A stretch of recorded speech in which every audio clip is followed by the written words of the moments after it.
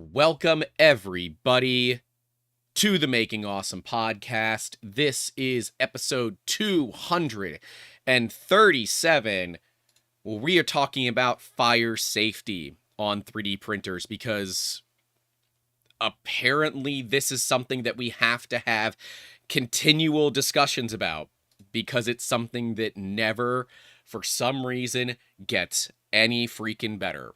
So if you all just joined the show, make sure to leave a like, get subscribed. Please, donate to the stream to keep it ad-free. Enter to win some printed solid filament in that pinned chat message. And a huge thank you to the stream sponsors. We have Construct 3D, makers of actually safe 3D printers. You're going to learn about how they make their machines safe here in this episode. And a huge thank you to, 3D Musketeers. So if you want to get 3D printing, 3D scanning, and such done, you can reach out to 3D Musketeers. Links are all in that description down below. And merch, I guess. Sure. Yeah, merch. Go check that out too, I guess. It's good quality. I've got 2 shirts. Apparently they were reject shirts and I still love them because they feel so comfy. So they get my seal of approval, and they were the bad ones. Yep. Well, it's part of testing. But this episode's going to be a little bit different. Instead of digging right into the topic, we're going to start with some of the off-topic stuff and then do the rest of the episode as much on topic as humanly possible. So this past week has been interesting. I got a phone call Monday morning, like, hey, you want to go to the Keys on Tuesday to go scan a submarine on a super yacht? So that's how my week went. I mean, you can't make that up. Just be like, I'm just gonna go to a super yacht. No, you can't. So I spent pretty much all of Tuesday on the deck of a 120-foot super yacht, scanning the 2 smaller boats on it. It has a 17 and a 26-foot tender, and it has a submersible. So, that was one of those things you just don't think that you're gonna end up doing. But look, when someone makes that call and they offer you more than enough money to say yes, you say yes. It was a 14-hour round trip drive, which was the only thing that sucked about it. But otherwise, it was a really fun experience. I mean, it's one of those things that you literally, if you told somebody that doesn't know about what you do, it's fake. They would not believe it at all. And damn, that photo's great. Yeah. So we never did get to see inside of the submersible. The cover was on it constantly. We were working for a company that does canvas covers. So they were making canvas covers for the 2 tenders. There was a table, some other bits and bobs, and then the submersible. We scanned the submersible, 96 gigs worth of data, by the way. I'm trying to think of how many billions of polygons it is, but it's probably 5 or 6 billion polygons, which is way more than what's necessary. But we only had 1 day to do it, so you turn the scanner up a little higher, and if you need to decimate the data later on, you can. But we used the Artec Leo. That comes down to the whole concept of you can always go downwards in data. You can never generate new stuff, right? Yeah, I mean, we can certainly close holes and things like that in the data. But yeah, traditionally speaking, you can't make from something that doesn't exist. They really were more concerned about the major length, width, height, and where it started to do its bubble shape. So just a very unique experience that I can add to the docket, if you will. And we did film scanning the submersible. I have no idea how that footage came out. It was the only thing that we scanned that was undercovered, and it was the only thing that we could film that was reasonable to film. Everything else was way too hot. But Yeah, certainly one of those fun experiences you don't get to do very often, and had some good food down in the Keys.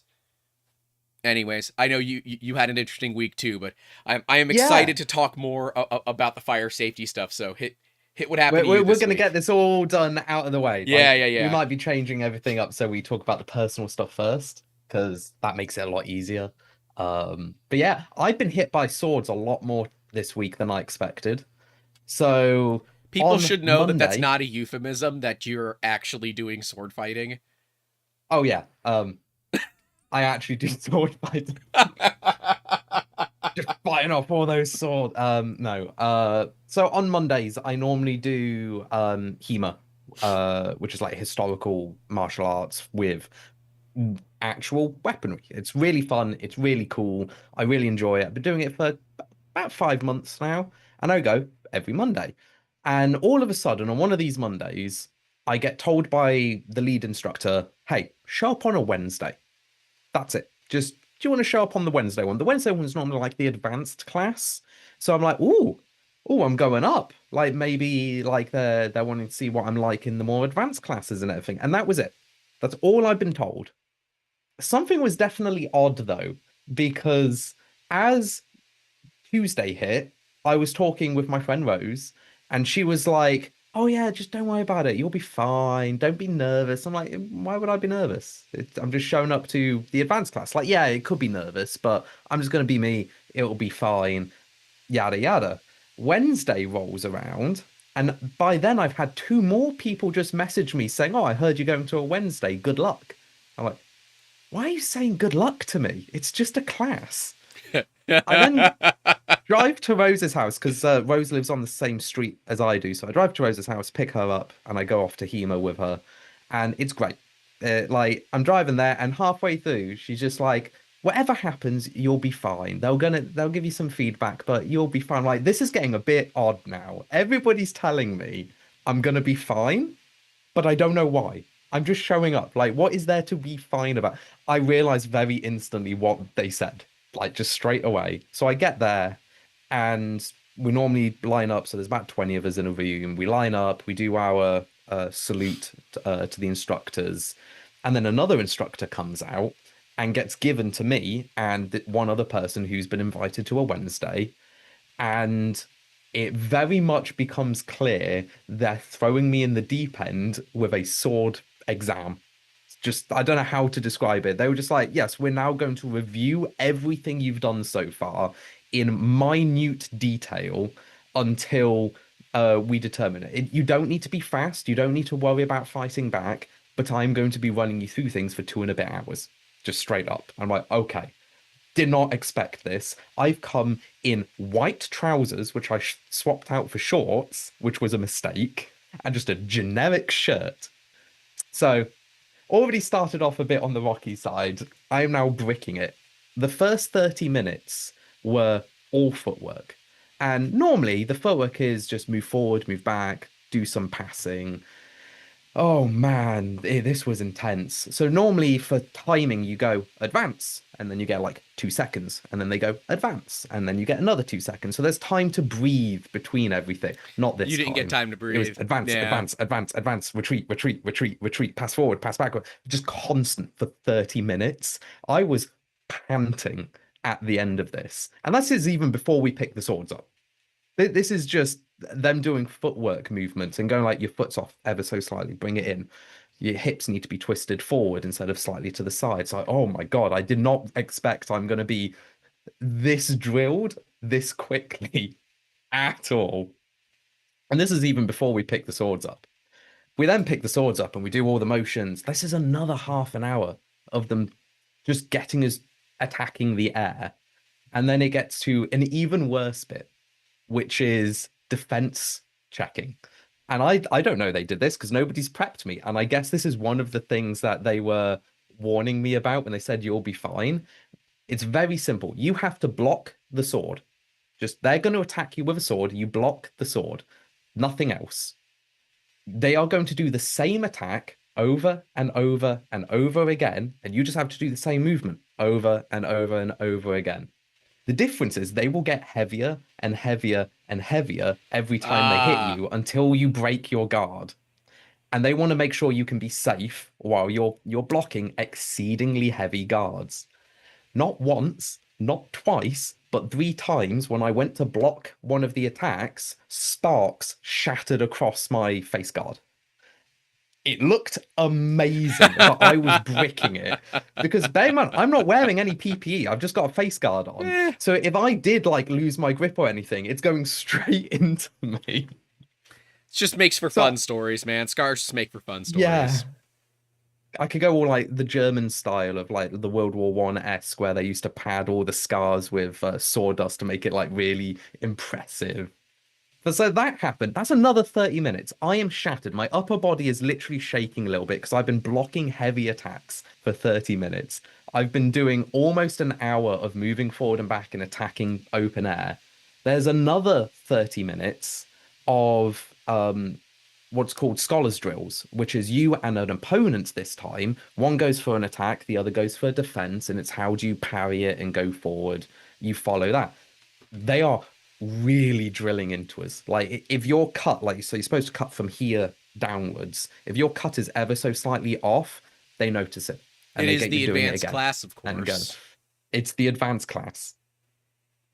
Awful. My body is like just completely shredded by this. I am not a very strong person to begin with, and swinging a sword around for 2 hours at this stage, bit tiresome. Loved every minute, Yeah. very tiresome. It finishes, and they go like, "Cool, get some water, it'll be fine. Go in the back, go get some gear." I'm like, "What gear?" It's like, "Oh no, you're going sparring now. We're going to do some free sparring. You are going to get the PPE on, and I'm going to hit you repeatedly with a sword over and over and over again." And the explanation is it's so you don't do something stupid like throw your sword away or headbutt the sword, like something very simple. Nobody tells you how bloody heavy the gear is. You know, It's like 35 kilos of padding. it's funny because like this scanner isn't all that heavy. It weighs maybe 2.5, 3 kilos at the most. But when it's, an arm's length away from you for 20 minutes, buddy, you feel that It burn burns. even It further. burns. Even further, we had the temperature issues. So it was 95 Fahrenheit, just ambient. In the sun, you were probably cooking close to 110, 115 degrees Fahrenheit. I don't know what that is in Celsius. It's incalculable, obviously. Jacob can. It's like it's like probably, well, it's currently 33 C right now. So it's got to be like almost 40 C, if not higher. And the deck of the boat was incredibly hot. And no one had told us that you can't wear shoes that you wear out in the regular world onto a boat. Really? See? Exactly. Yes. That's apparently a thing. I am not in the right tax bracket to know that. I did not know this. So, thankfully, when we travel, we do jobs, I normally wear like my work boots, my big boots. So I had all wool socks on, but I could only be like 10 to 20 seconds on the deck before the heat came up through the socks and was starting to burn my feet. So we had to be very careful about being out in the sun. But of course, then there's also being out in the sun. Everything was overheating. The big LiDAR scanner completely refused to work because it was too damn hot. The Artec Leo was overheating constantly. So it was definitely a challenge. But we made it work. We made it work and ended up with a really, really cool experience out of it and some really good food too. I feel that I was overheating so badly, and it was only 30 degrees. So it was like 28 indoors with all the padding on, and I was sweating buckets. It was not a fun experience with that sword. So that's been my sword experience for the week. I have loads of new bruises all over. Like I've got a lovely like bruise across the chest. I got a bruise under the arm. I've got cuts all over. I Yeah, I love mean, it. here's a picture from inside of the boat. That's God, that's petrified wood. gorgeous. That's petrified wood That's gorgeous. as the countertop. So, You know, that's a thing. Petrified wood as your countertop. I mean, I thought it was beautiful. Others might find it gaudy. I thought that, you know, this is obviously very opulent, but they did a great job doing it. We ended up staying out in the area of Marathon Key for a while. Amber fed some tarpon. So you can hand feed tarpon out there. I have no idea what that is. Tarpon are very, very big fish. They're dinosaurs, basically. They'll live hundreds and hundreds of years. You won't be able to... I mean, there's... Oh, come on, focus. Oh, you can focus. I promise. You can focus on the damn camera, for God's sakes. No? There. No. Well, it's trying. Anyways, I've got a bunch of 360 content of this, so, you know, join YouTube channel member, Patreon, and all of that, and you'll be able to see this once it's uploaded. But we were a little afraid that these are probably 2 to 3 meter long fish that have been alive for decades, right? And they are fast, quick attackers. And I'm sticking a 360 camera into the water. They're like getting very, very close to it. So I'm like quickly having to pull it out of the water to not get it hit. But there are people that will literally like lean off of that dock and hold the fish like inches from the water. These, you know, they're bait fish basically. And then the tarpon will jump out and grab it. And these fish can take your entire hand. And they'll pull you into the water because they're just solid muscle. So that was fun. But we ended up, since we were out there for so long, we weren't going to make it back onto the mainland of Florida before everything was closed. So we ended up eating, we were scanning on Marathon Key, and then we ended up eating on Key Largo, which is the first key that you hit. Most people don't understand how big the Florida Keys are. It is about 2 hours from the tip of Key Largo to the tip of Key West. So it is one of those, like, we're not anywhere near Key West. We were an hour away from Key West at Marathon Key. But we ended up finding a really nice Thai and sushi place that was quite affordable given that it was on an island. So we'll take it. But so you say there's going to be 360 footage on the Discord at some point. Today, after... So you heard it here first then. Like, if you want to see more, join the Discord at the $10 tier or higher. If you want to see me with my very first actual free play sword fight, that's on the Discord as well. So, what is it? YouTube membership for the $10 or higher, Patreon $10 or higher. Or is there any else I'm forgetting? PayPal. Or PayPal. Yeah, the people can support direct through PayPal if that's easier. Links down below. And then, yeah, actually later today, we are going to be releasing over 2 hours of 360 footage of us hiking through Sweden.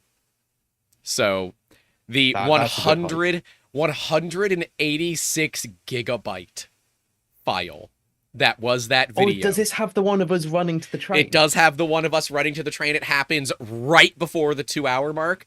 So if you do want to see Jacob and I running like idiots toward a train, it happens right before the 2 hour mark. I believe. I'll have to verify, but I believe it is that. I did have to go through and watch it, but yeah, whole thing. And I'm not going to explain to anyone, but we did try to get underneath the train before it got to us. So if you want to understand what we mean by that, you're just going to have to watch the video. Yep. Yeah. Yeah, so I'll be releasing that afterwards, and we'll be hanging out in the Discord as soon as the stream is over. But yeah, let's dig into this. So we covered on Printfix Friday 4 different bamboo fires. 3 of them were P1Ss, 1 was an A1. And the comments have been kind of all over the place on this. A lot of people saying, you know, thank you for covering this. You know, let's look at more fire safety. We've had a lot of good fire safety stuff. But then there's been, you know, the people that just don't get it. They just don't get it. Where was the most recent one? You don't mention the conditions under which the user was operating the printers. How many other printers have self-combusted? Your commentary should be unbiased and fair. This is neither. Why do people dislike Bamboo? They changed the 3D printing world and the rest are playing catch-up. I said, we only have the data you see, so we explain the facts as we see them. It is unbiased and as fair as we can be. There are many reasons to dislike Bamboo, and I've gotten to them multiple times, but yes, they did change the industry, and that's a good thing. We would like to see their machines built with slightly better QC, though. And, you know, part of this is that being the fact that they're hitting such a low price point, it is challenging to maintain that full control over everything that they do. They simply can't do it, right? They're not... Somebody else made these boards. Bamboo is not making the boards in-house. It doesn't make sense. It makes sense to have someone who does specialize in making boards to make them. And I'm happy to be wrong, but I'm almost positive. With their scale, they might even be making the boards in-house. We don't know. We know very little about the internals of their factory setup. So if Bamboo is making the boards in-house, one fire is too many. In fact, in my opinion, one fire is too many. However, there are certain, like, you can't be held accountable for it because you didn't do the work. But at the same time, you should be checking, but spot checks are not going to catch all of this. And in a production environment, it is often unrealistic to expect a company to do testing on every single board, right? I think what's really important to focus on is in that comment, there is one assumption. And it's the big one that doesn't stand up when you look at it deeper, which is you don't know the environment that the person was doing. I literally already can't remember the rest of the sentence. I don't think it matters. You don't know the environment. Right. I don't think it matters. Safety has to assume it's being used improperly. Right. That's the big thing. You have to assume things are going to break. It's how do you mitigate that? That's what safety is.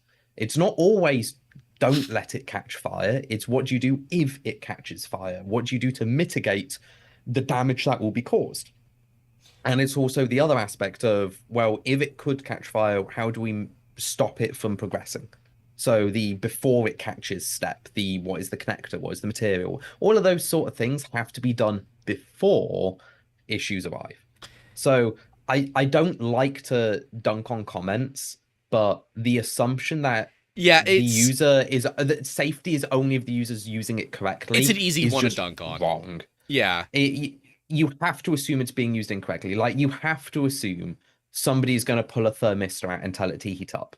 You have to assume somebody's going to cut a wire somewhere. Like that is part of safety testing. So just keep that in mind for anyone watching. Safety is not about proper usage. It's about improper usage. Here's another one. Oh wait, a product shill with 6 Prussias in the background can offer a neutral opinion on a company that won't do business with them. Show me a fire. I see burnt components. A fire is far different than melted components, and many brands have had these issues at one point or another. And to go by the word of a person that may have altered or had bad experience with service as a result of their own making, yeah, okay, let's run with that. Okay. That's the comment. So, one, if there is smoke and ash, there is fire. Only you can prevent forest fires. my reply to this is, you mean the Prussias I paid for? And I realized after I and there's more to it, but I realized that there are 2 Prussias in the background that I didn't pay for. Bamboos don't fit on that space, so there aren't a Bamboo there. We don't work with Bamboo because we cracked their encryption. We showed that they were liars. We hold them accountable. Ooh, we don't work with them. I said, and if you think we shill products and don't disclose sponsorships, I recommend you contact the FTC because that's a federal crime that we've committed. Every single time that we talk about products that we have a, association with, we disclose it because we have to. It's the law. I said, Bamboo will gladly take my money, but they won't send me free things, to shill, like some of their creators do, because we found the truth and they don't like that. Did you see those boards? Come on, man. There is a fire. I've covered every case of fire that has come across my desk. See the Cheaty fire issues as a perfect example, but at the same time, we presented a very fair and reasonable response to all of these. If you have issues with this, go back to your echo chamber. We had a few people that were just very pissed. Just overall pissed. I want to like put stress on, it's not a bamboo thing. Like, fires is just fire. It can happen to any machine at any point. Any machine, any time. I mean, hell, how many Prusa fires have we known of? I think I know of 2. And that was due to the Mark III's thermistor foiling issue, which is, again, acceptable. I am aware of more hot ends melting on Prusas, and that was an E3D issue where the alloy was messed up, and when they would go to print temp, it was hot enough to actually melt. It just melted the alloy. Yeah, it melted the heat block. And like every single time, Prusa has been like on top of it.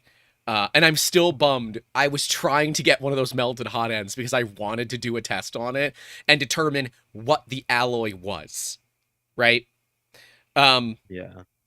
I would also like to... I want to put stress on, it's not just a bamboo thing. We're not dunking on bamboo. It's just that is the hot topic, pun intended, that's come across our desk for this topic. Also, Rob Lutter in the Discord has accurately pinned you today as The Rock. You are swanky OG Rock. Go look at the Making Awesome podcast channel in the server right now. He's got the picture of The Rock with the fanny pack and the chain on and the turtleneck. It's literally you right now, and I cannot get this out of my head. And that is, oh my god, it's perfect. It's absolutely perfect. Don't make me get that chain necklace. This is my gold one. It's thin. I have a thick Maltese silver gold. And it will look even closer. I can't unsee it now, and it is too good. It's too good. I can't unsee this. So enjoy. The rest of you will not be able to unsee it either. Jacob is that photo of The Rock with the fanny pack and the chain on. You can't unsee it. Oh my god. Doug with the $2 says the only fire I need is the both of you. Thank you, sir. And apparently, I'm going to be seeing Doug in about a month and a half. He's coming out to, or 2 months. He is. He's coming out to 3D Printopia, so that'll be fun. Yeah, he sent me a text about that. I'm like, hell yeah. But yeah, I want to be clear that the Printfix Friday video was more about what we see. It's not about companies, right? Like, we were talking about this before we went live, but if Prusa ever has a fire on the Nextruder system, I'm going to dig into them harder than you've ever seen me dig into a company before. Because they don't have an excuse. I've seen how Prusa makes their boards. They test every single board. Every single board gets tested. Now, they don't all get 3D X-rayed and things like that, but every board on their line gets tested. There are no excuses for the way that Prusa is designed right now as a company. There are no excuses for Prusa to have fires with any of their current components at all. There's no excuse. But like, it would be nice if we saw more V0 materials, right? But at the same time... Yes, that's like something I wanted to cover was how do you design hot ends and printers for the risk of printing? Like, printers are not a safe piece of equipment. They're freaking heaters, they get man. Hot. They have like high power electronics and vibrations. Like, those are like the things you need to normally deal with the least in every other piece of equipment. They're like the 3 things that in terms of product design you try to avoid as much as possible. Like, and yes, I know this is an old like V6. These could have upwards of like 60-watt heaters in this little aluminum block. And these newer PTC style heaters, while they don't create thermal runaway cases like the old school ones did with the ceramic heaters that would just heat until they catch fire and melt, the PTC ones are straight up just limited by resistance and how that whole PTC system works. They are inherently safer, but they're not inherently safe. And, you know, we saw initially that Bamboo had issues with their thermal runaway protection. They fixed that very quickly with a firmware update. And like, that's one of the nice things about having a machine that is so well connected like the Bamboo is, that you're able to just push a firmware update to everybody and it fixes a thermal runaway issue. And because these machines are internet connected, it can be an OTA update. You don't have to physically like compile the firmware and things like that we had to do back in the day. So there are some reasons to like the current Bamboo ecosystem, but because they're such a large company, my assumption, whether or not this is accurate, but I would say that our assumption is that they are not producing their own circuit boards in-house. And because of that, you can't guarantee any quality off of it unless you're checking every board. And with how many machines they ship, that's not realistic either. So, like, do we... And I should say, the reason we think that is because it's a few machine failures with similar failures within a short period of time. Well, they were all purchased at the same basic time. They all have roughly the same amount of hours on them, and all the failures happened within a short period of time. So, like, we are assuming they are related. We're not certain if they are, but I don't think it's unrealistic to say that, okay, there could be a component issue on some of these boards. It could be something as simple as like the solder that they added in just that one area was slightly too it could have been cold, reduced. Yeah, like it could have been cold. They could run out of solder as they were feeding more in, and it's just a bad joint. It could be a bad connector from whichever connector supply they get. Like it could be a wide variety of things. That is the bread and butter of issues, is you can't actually tell, is it the design of the board? Because it could be that, let's say Bamboo Lab is getting an external company to make the boards. You don't know if the external company designed the boards or it's a Bamboo Lab design. That is one of the things. It's like, so I just finished talking with a custom motherboard maker about toolboards, because we're looking at getting our own toolboards made. And one of the things that was quite surprising is they commented that a couple of the toolboards on the market at the moment, they know will overheat within the parameters they say it won't. And that's because the testing that they've done is not as comprehensive as the real world. It passed the test results, it doesn't pass the real world sniff test to them. And that was quite interesting. So it could just be like this is an oversight on the design side. They designed it to be safe, but it doesn't pass real world usage, if that makes sense. And then there's like the argument of, you know, how many machines has Bamboo shipped? This is such a small fraction of a percent of machines that have issues. And yeah, I can understand that, right? There is part of me that's like, okay, that's fair. And yep, you don't know what use case these machines are being used in. Maybe they are being abused. From the photos that we can see, that doesn't appear to be the case. When I look at my X1 Carbon, which is the only thing that I have as a ISO standard to compare things to, every single one of the connectors on the X1 Carbon have this white silicone glue on it. And that's there for vibration isolation. It's there to keep the connector secured. And when we looked at the photos of all the P1S failures, none of them had this glue. Now, none of the P1Ss that I've seen photos of have the glue on the back either. So I don't know if that's intended or something like that, but it is something to note. Is it an issue? We don't know. But it is something to note that Bamboo is aware of the vibration that these machines create. They're vibrating like your bedside table when you accidentally hit a button. it is not uncommon for things to come loose. And I think they've done a decent job of dealing with that. But do we look at these 3 issues as saying this is indicative of a larger issue, or is this just firmly isolated, we have nothing to worry about, and that these users so far are going to get their issue taken care of? That's the real question that we have, and I'm not certain that I know where I stand on that. Like, what I want is a public statement.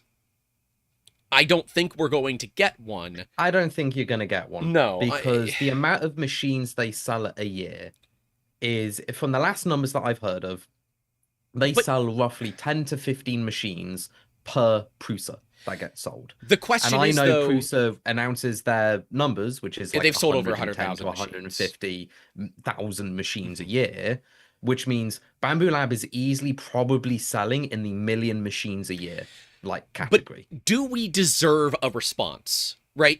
It's not, I know that I want one, and I think a lot of people want it. Do we deserve it? That's the question is, do we deserve it?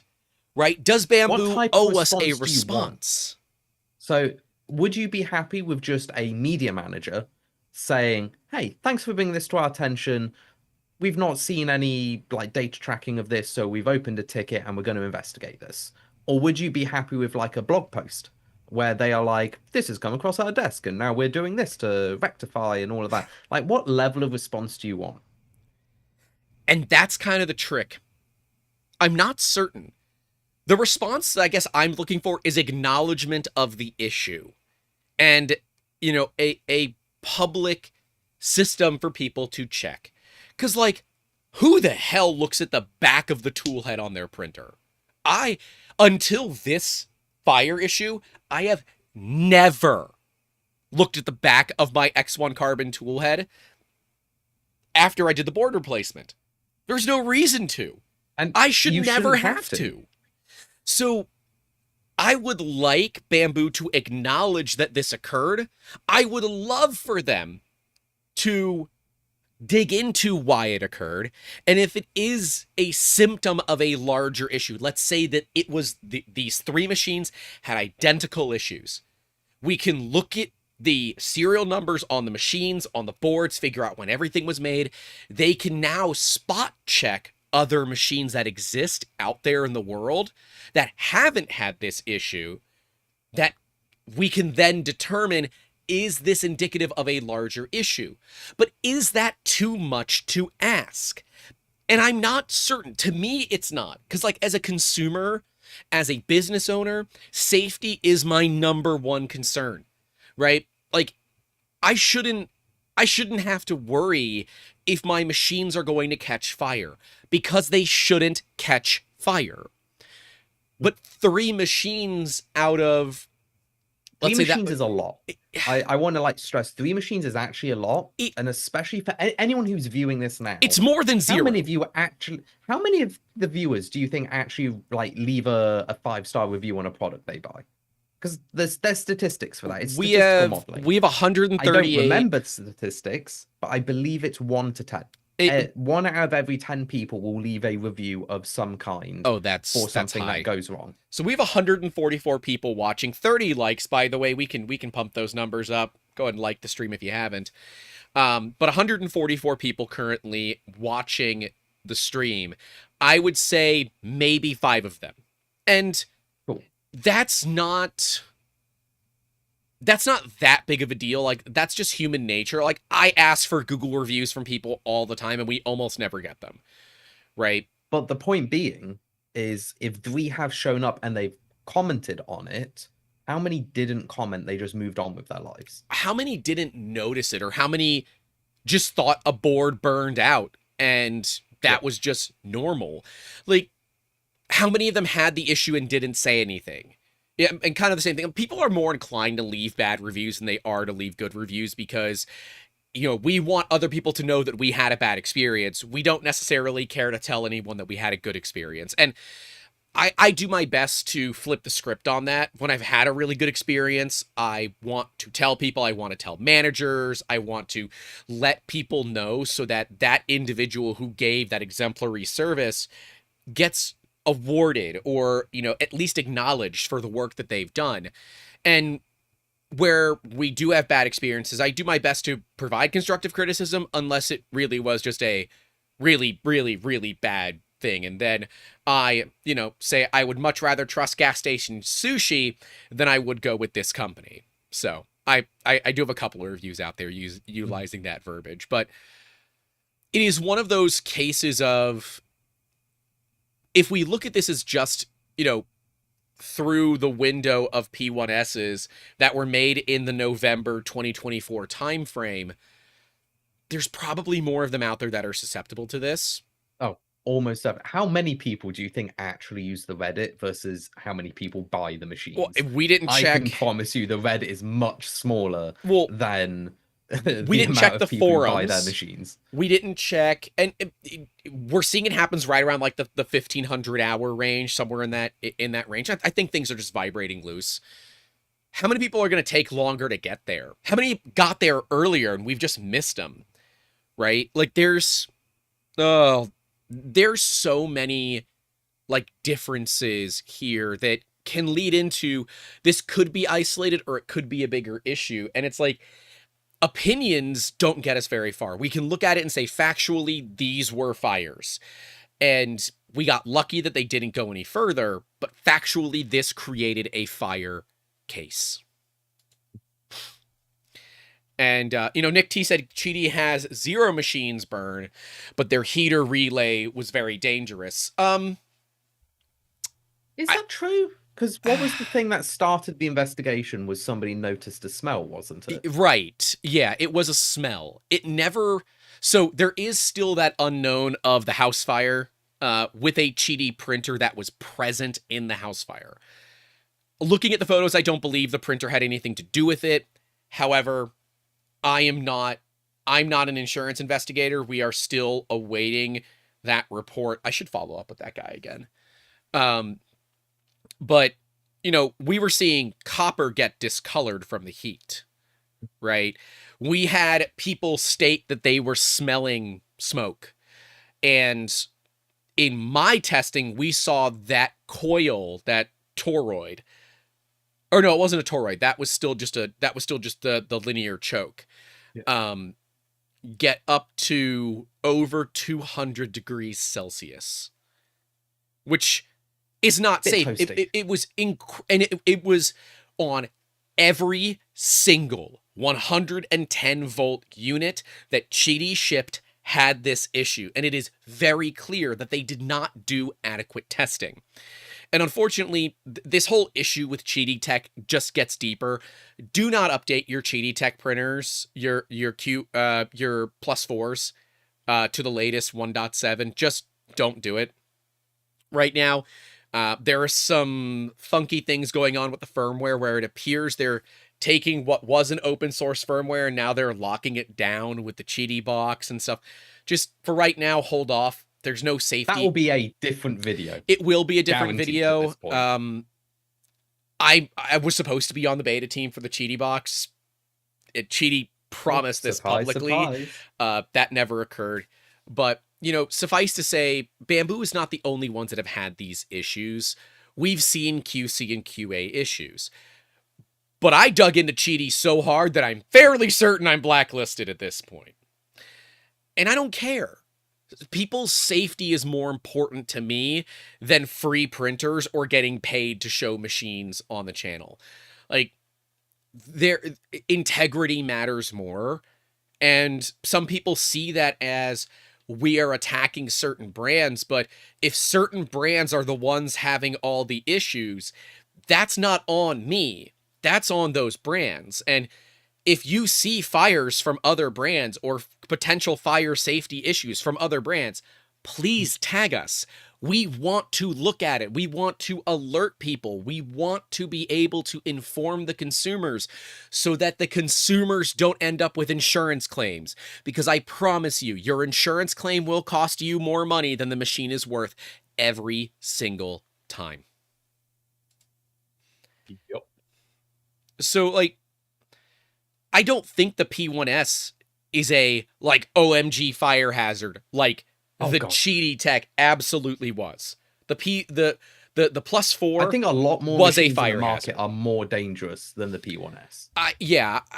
But I do want to determine what happened and what was the root cause of the issue. So we know that Bamboo does make updates, right? We know that they make updates to their hardware. In fact, I experienced this when I went to replace one of the toolhead boards in my X1 Carbon that had a connector break off of it. Because, oh yeah, they're glued in place and they're kind of hard to get out, right? So the connector broke. Well, I couldn't just get the one board that I needed because they had made a hardware revision and they no longer supported the older boards. Okay, so I had to buy this whole new board system. No big deal.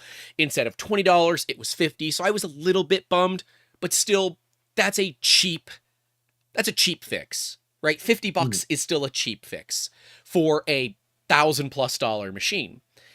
Was this the case of a hardware revision that maybe resulted in a different use case scenario? Like, because we know that they make these hardware revisions without really alerting users to the fact there is a hardware revision, this could be because of that. I think it's more on the manufacturing side, like a cold solder joint, something like that. To me, that's more realistic. Yeah. For my this. gut feel is it's a manufacturing fault instead of a manufacturing design oversight. Yeah. However, with that being said, these are also aspects that should be considered when designing something. Is what happens if this joint is faulty? What happens if this Right. joint is under designed? And that's where we kind of start merging into the scale of Bamboo Lab. And this is for any company, bearing in mind, is when you get to a certain size, you need to optimize everything. You cannot go with the, just double the thickness and it'll be good enough. So you will have a guy sat there, their entire job is value engineering. Yep. That is the entire job title of them. You can get a job in that, and it's actually a really well-paid job, value engineering. We're making minor adjustments to maximize throughput or productivity or like minimizing material usage. That's their job. And this could be one of those cases where they've got a new revision. Their value engineer came in and they said, hey, this solder joint, yeah, we can make it 0.2 millimeters smaller. Over 100 boards, we will save $50. And that is their entire job, is to speed things up, make things cheaper, and keep the safety the same. But it doesn't always work that way. Right. And this could just be the effect of adding that extra step in. Instead of just going, well, if it works on this double the thickness, that could be the effect of it could be. We've also seen where manufacturers that produce the raw components, like capacitor manufacturers, power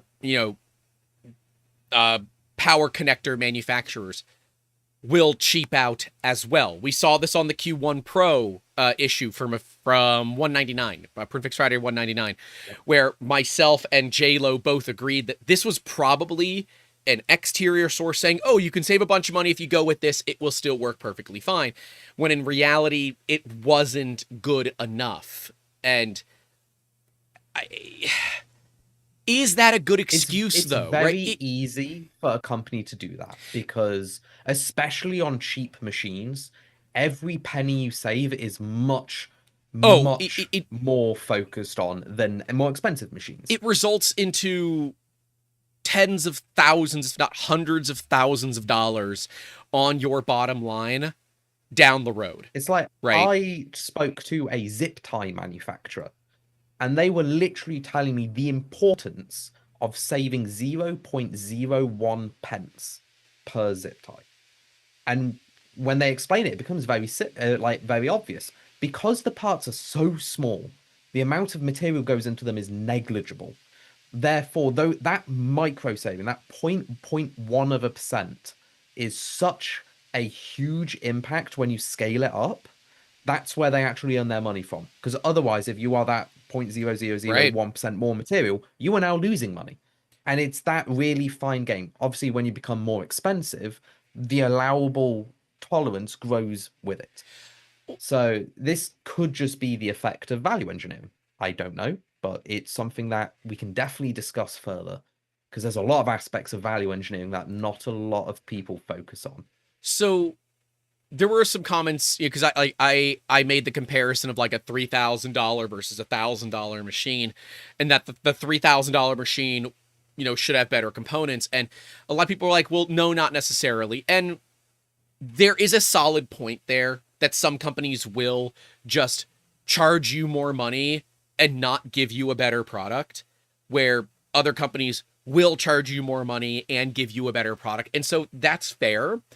Then there were the people saying, oh, well, the average consumer doesn't want a $3,000 machine. They want a $500 machine. Well, is the average consumer willing to take the risks that come along with a machine that's been heavily value engineered, right? The second fire, well, I guess it would be the fourth fire, but the second, non-P1S fire that we saw was an A1. That is now another case of an A1 catching fire. We've seen the power supply catch fire. Another one did, by the way. That was just posted into our Discord. Another P1S power supply, another A1 power supply caught fire. This A1, we've had the bed wire. Yep, and that was a recall. That was a recall. That resulted in a recall, and we said this was creating fire. People are like, oh no, there's no fire. I'm like, there's burn marks. There's fire. I'm sorry. I understand that you don't agree with me, but you're wrong. There was a fire. And we saw with this A1 that the individual reported that there was a fire and that their significant other blew out the fire. And we even reported on they probably should have turned it off when it didn't come online. And so there is something to note there, that there is some onus of that on the user, but they also shouldn't be trained to know to turn that stuff off because it shouldn't happen in the first place, right? Like, the A1 is clearly value engineered. The bed on it is the best example of value engineering that we see, where it looks like a heater coil from an oven, where you don't get even bed heating. Is it an issue? It depends, right? Some people say no, some say yes. It's arguably super smart. It works. And if it works for Bamboo, the machines have been fine. They put it in the H2D, so clearly they have effectively utilized the A1 as their test bed, proved out that this works perfectly fine, and so they put in a more affordable bed heater into the H2D, giving them a better profit margin on the machine. I sit here and say, what are we supposed to do as end consumers? What can we do to protect ourselves? And, at the same time, as a content creator, where does our duty lie to be able to report on this, to advocate for consumers? Because the consumers won't. It's too expensive, right? And they don't have the voice to do it. We do. We're loud enough to do that. And then how do we make sure that manufacturers have these problems less and less and less? Like, if this was your first product, okay, I can give you a bit of a pass, but this isn't your first product. A pass is not provided here. You should have known better. And the P1S... And even if it wasn't their first product, or was, the scale of the company also implies the severity. Like, if you're shipping out 100,000 machines a month, like we already know in this industry, most of these companies are not following safety procedures. We know that. They just don't. Yeah, we know that. Like, that is one of the things that companies should be doing when they make a hardware revision is they have to sign off that the hardware revision was either inconsequential for the safety factor, so they don't have to do testing again, or they have to go to testing again to get a new report. We don't really see that sort of stuff being done. Right. Like, even, I can't remember the exact terminology. I did not do the safety testing on our machines because that's what you pay lab people for, because it's their job. You have to. Their terminology will be better than mine, but on the machine, you will have a data tech file. That data tech file has a date and a revision number. That revision number changes every time you change anything in the machine because you need to sign off on it to class it as the same machine as what passed safety. We don't know if Bamboo Lab are doing these with their revisions. I almost certainly know a lot of the other smaller companies are not doing these. It comes part and parcel of the legal, frankly, bullshittery that goes into trying to release a product. EU laws, for example, are exceedingly strict on what you can and cannot do. Like, they're so strict, in fact, they're kind of bad. Most 3D printers should not be sold in the EU because their laws are so strict. They are, but... And it's like, people just... I hate that this is the way the world is, that the only way we get change enacted is, one, if we're loud and proud about it, and, you know, basically force companies with threat of canceling that they solve their issues, or two, somebody dies. That's the only way that you get change in this industry, is either you call out a company enough that they just throw up their head and say, fine, or somebody dies. And at that point, you can't ignore it anymore. And I guess maybe the death is potentially a bit hyperbolous. It would be more of like major house structure fires or things like that. It's until dumb. Something catastrophic happens, unfortunately, the law doesn't really care.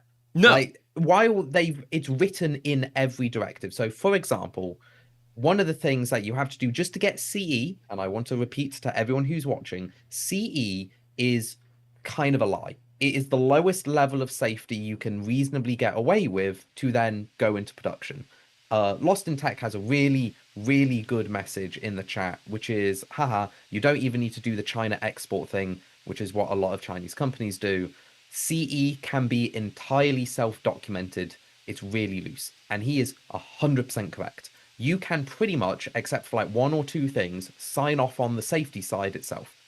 I even know people who can argue the fact that they didn't know what they were doing meant they could sign the CE documentation and get away with knowing it was wrong, because they're not designed. Well, CE is not supposed to be a you know what you did. It's a you signed off that you believe you're not maliciously selling something bad. That's what CE means. Well, and so unless there is extra testing, even that is really, it's a low bar. And unless somebody gets hurt, nobody's going to investigate. And malicious, right? That term, these companies are not producing deliberately malicious things, right? Bamboo is not producing deliberately malicious things from our perspective, okay? So would they fall under CE? Probably, right? But you have the next step in the US, which is UL, right? UL listing. And that's a racket in and of itself. I can't recommend that people go down that path because it's tens of thousands of dollars, and it's not. It's 3D very printers expensive for not much results. And 3D printers, because of the heaters and the systems that they have, probably just don't inherently pass UL safety standards because of the open heaters, right? Oh no, they would still pass on that, but they would fail on so many other areas, like the type of wires used. It comes back down to all of the corners cut. Yeah, means there is a high chance they would fail. And one of the things that a lot of people don't seem to realize is, if you fail on something, just change the classification of your machine, because consumers don't care what that classification is. They'll buy it anyway. They also don't know the difference. When we were doing our EMC testing, we chose to go for I won't say it now because it becomes the point of what I'm going to ask you in a second. Okay. But we chose a specific classification we were targeting for our EMI and EMF equipment banding. So if I told you we were band 2, do you know what that means? Nope. Nope. Nobody does, unless you know what that means. If I told you, oh, we've made construct 2 band 1, do you think that's better or worse? One is I mean, first is first, okay? And 2 is not a winner, and 3 nobody remembers, as the philosopher Nelly has once said. So, you know, yeah, It's one actually sounds two is better. better than one. Two is a higher standard. It means home use. One means industrial use. Cool. I kid you not. Where so also for reference for anyone watching, Construct 2 will be banned too because it's going to be stupidly safe, just for reference. But if we failed ban 2, we were 100% with our right to go, no, we're banned 1 We're now, banned and one we can now. sell it anyway. Like that is it. And if we failed banned 1, we just have to put a little mark saying we're banned 0. That still signs the CE certifications, even though your machine can Oh, literally turn pacemakers off. that's upsetting. There does need to be some sort of standard. And, again, I don't think that Bamboo is directly at fault for this. I think that there is a board manufacturer. Whoever's manufacturing the boards, to me, is ultimately at fault here, right? If this was something that was Bamboo fault, we would see it on way more machines. Like, let's say it was a firmware update that all of a sudden put way too many amps through a connector. The connector was melting, solder was melting, things were catching fire. You would see it on like 50 printers overnight, right? Yeah. And they would end up on Reddit, okay? I believe the onus on these Bamboo fires is more so on the board manufacturer, but without knowing who that is, there's no way. I want to push it off of the manufacturer and onto the design, because it's the connectors and the tracers. Well, maybe. So if the board manufacturer decided to swap for a like component, so let's say, okay, I'll give you that. Yeah, like if this was a board revision and the board revision is the thing that created the failure, fine. Then that's on whoever designed the board, which in this case would likely be Bamboo themselves. This feels like a bad production thing. Whether it was cold solder joints, bad board design, more likely to me, it was the manufacturer value engineering something and not telling Bamboo. Because I think Lost in Tech in the chat has it on the nose. From what they've seen, they skimped on protection. And that is a cheap way to save money. Because if you assume it's not going to break, you don't have to pay for that checking. Like there is things they could have done. Like if you have a high power input connector, you can put like a little thermistor right there where it's temperature sensing, and if it goes too high, it automatically ends. Put a thermal fuse. Hell, look at all of the bloody problems that Nvidia are having with their high voltage connector. Their high wattage, high voltage connector. I say, are you aware that was the same joke that I made during the Prefix Friday episode? It is. A little bit. Okay. If you want to watch that video, go back. But no, it's linked in the description. Like one of the big issues with the Nvidia connector is they got rid of the power balancing. Like they just turned it into one massive like resistive bus instead of having individual power balancing. So if one of them failed, it would load the rest with the remaining power, overheating it, causing a fire. Whereas the original connectors, and ironically in the original design spec, each one had a power monitor, so if it was not doing the right job, it just wouldn't fail. It would stop itself. And that's something you could have added. Like you can add checking hardware, you can add checking software. Hell, they could have monitored the voltage or the wattage draw and gone, well, if it's drawing this amount of power and it's not doing this amount of work, there's a mismatch, something's going wrong somewhere else. Right. That is literally thermal runaway, but you can use it on other aspects of a machine. It doesn't just have to be on a heater. It can be on motors. Like if your motor's now suddenly drawing 4 amps and it's designed for 2 amps, maybe there's a hint that maybe your motor controller just died.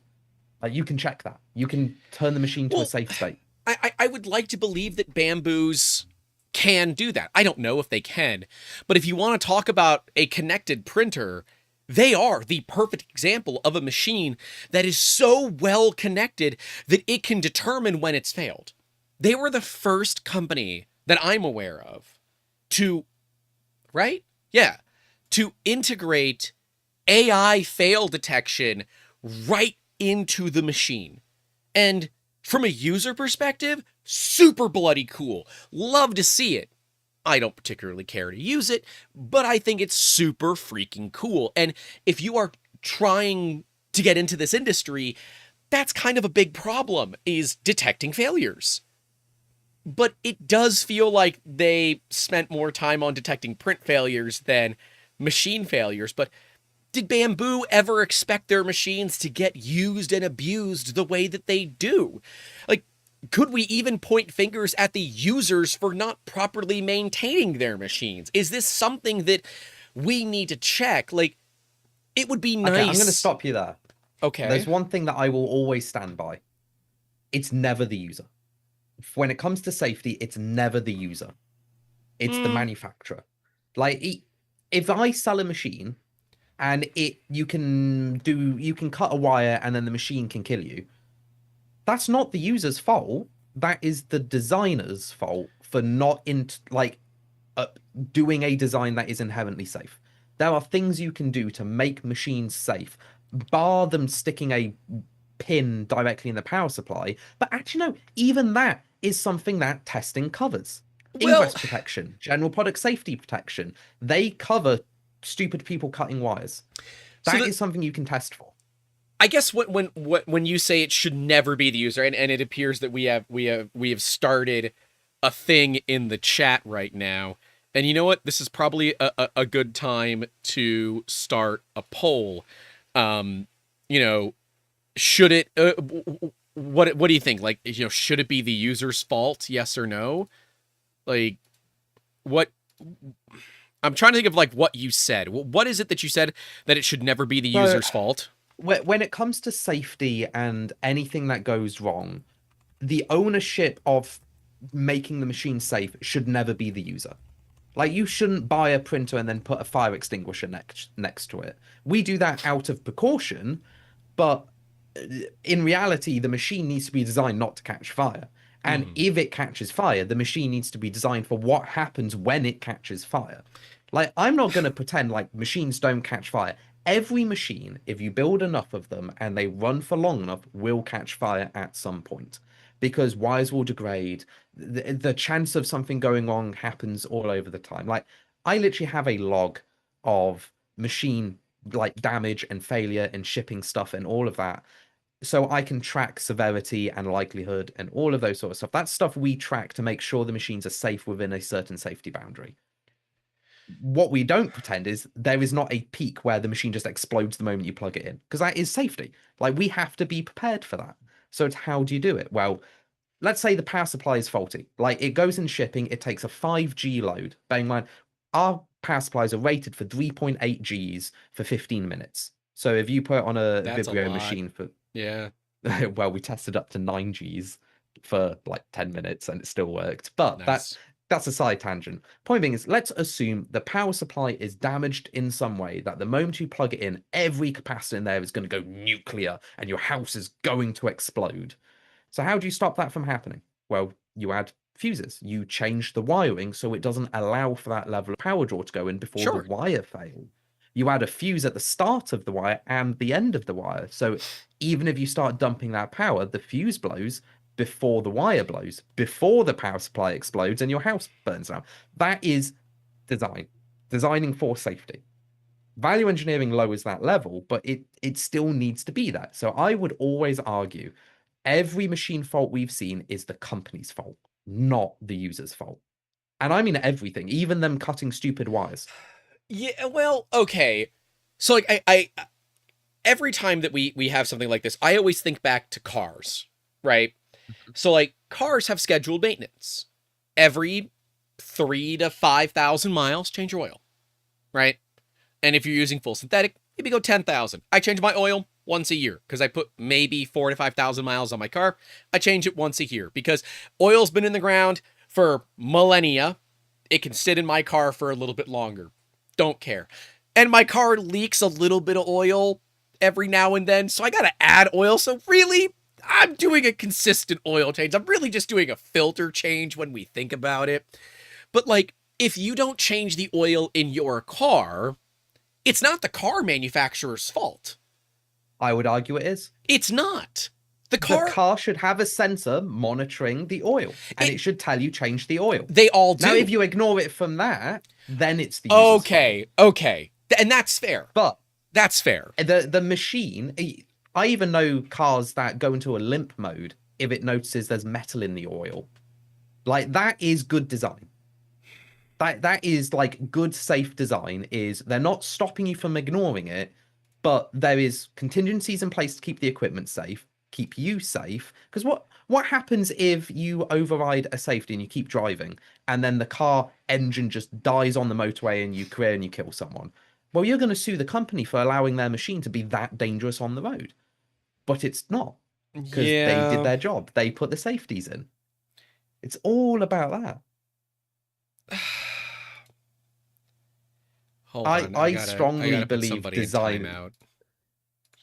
There's so many messages coming through the chat. I'm struggling to like keep up with it. Yeah, I just had to put somebody in timeout because they were being very rude. But no, like I strongly believe, even if the user is at fault, it's still not the user's fault. It's the whole argument of, if you're trying to build a trash can to stop bears from getting in, the user is going to be the dumbest person in the loop. Every single time. So why put safety on the user, which is the most dangerous thing? You're expecting you to maintain a deadly piece of equipment? No. I'm sorry, no. I think that this is... So our differences here is a really interesting difference, because you are approaching this from a manufacturer. You are approaching this as someone who builds safe 3D printers. I'm approaching this as a user that's also a moron, right? So like, I killed an octopus board. That's my fault. That's my fault.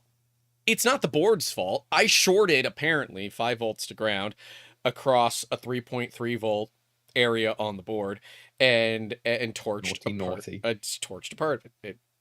I messed up. You know, it is a perfect example of the world building a better idiot. Was there a time where that should have been fixed? Maybe. Do people kill motherboards all the time? Damn right they do. They're also cheap enough that we don't care a ton. Now, a machine having this issue is a little bit more of a problem. Because, like, if the user is in there messing around with wires and stuff, I have a problem with that.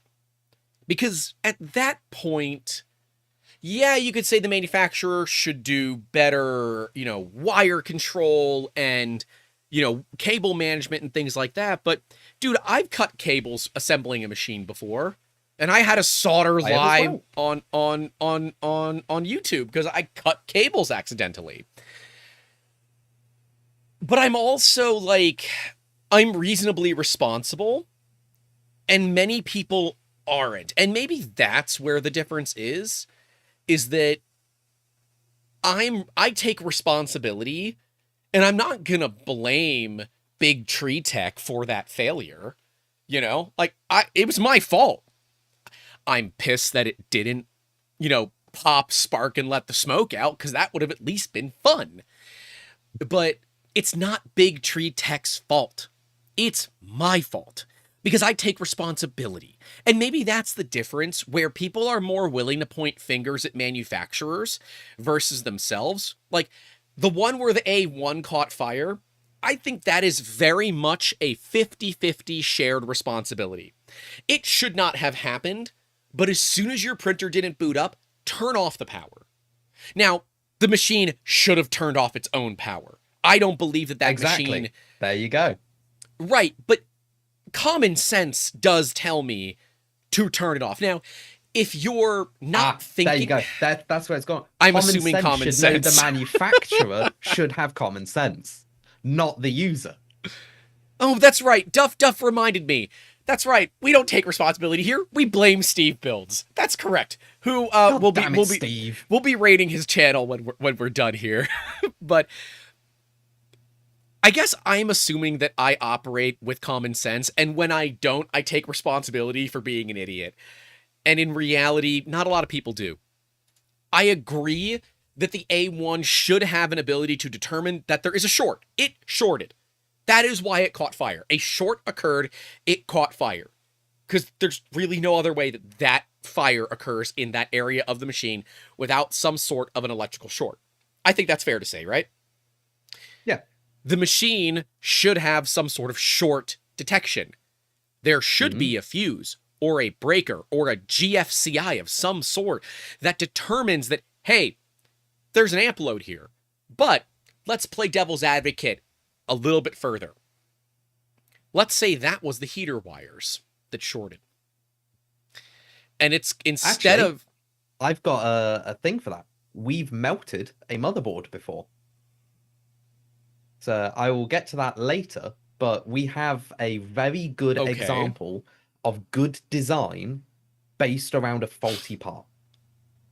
And it's relating to heaters and heater wires. It's just like, I feel like there's a shared responsibility here. And maybe it's not 50-50, maybe it is 90-10, but like, and like, even the user said as much that, yeah, maybe they should have. But I can certainly understand that if you're trying to document what just happened, maybe you forget to turn off the machine. That's where, to me... I would argue why... Let's assume the user doesn't even know how to turn the machine off. Why should the machine be dangerous if you didn't? Why can't that be designed around? That's not wrong. I don't disagree with that. I'm now curious as to how many machines, given a dead short, would not turn themselves off. Like so to go into my story was on our Kickstarter video. I think I've said this before, but for anyone who's only just like tuned in on our Kickstarter, our end of the video, I send a print file to the printer and our logo appears on the screen. What you don't know is that printer fell off the back of a plane 2 weeks earlier, literally broke every part of it, and we cobbled it back together, did all the printing and the videography with Joel Telling. It was amazingly stressful, an absolute testament to how robust those machines are. But one of the things that we didn't know at the time, because you do a Kickstarter before you actually go to production, is we had a safety fault. Quite a big one as well. It was an egregious one that ended up changing quite a lot of the internals of the machine because we did the testing. We were pulling too much power through the bed. So we had a 480 watt bed in the C1. That's pretty spicy. On 24 volts. It was a very powerful on 24 bed. volts? 24 volts. It's a lot of That's amps. 20 amps. Yeah, that's pretty spicy. So we were averaging 18.9 amps on our bed. The MOSFETs, so I did all my checking, just like still at the time, I was quite new at this. We did all the checking on the motherboard. The MOSFETs are rated for 22 amps. The connectors are rated for 32 amps. So there's a nice headroom. We can live with it. 22 is a little closer than I would like, but I mean, close to the sun, but you're in the shade. Like, it's still hot. It's better than some manufacturers, okay? That was my mindset. Now, one of the things that we didn't realize at the time, and this is a really good example for this story, is Duet, the motherboard manufacturer, are mega giga chads, because they knew somebody like me is going to come along and ruin the design of their machine. So their machine has replaceable fuses in any of the live power and the DC power to go into any heater. It has a replaceable blade fuse for a car. They put a 15 amp fuse in.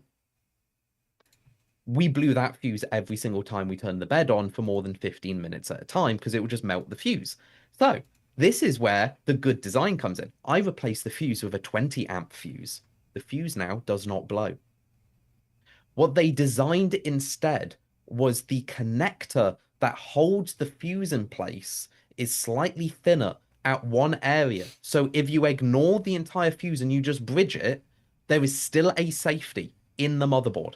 So even if you ignore their safety, it will break the motherboard before it damages anything further downrange.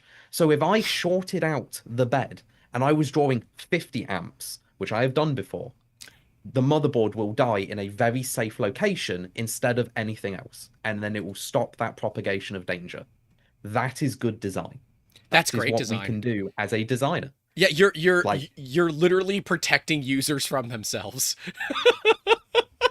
Honestly, the Duet motherboards are one of the motherboards I will never compromise on. they have made some of the best hardware on the market, and they have shown a level of due diligence that nobody else has. And for that reason, they will always get my seal of approval.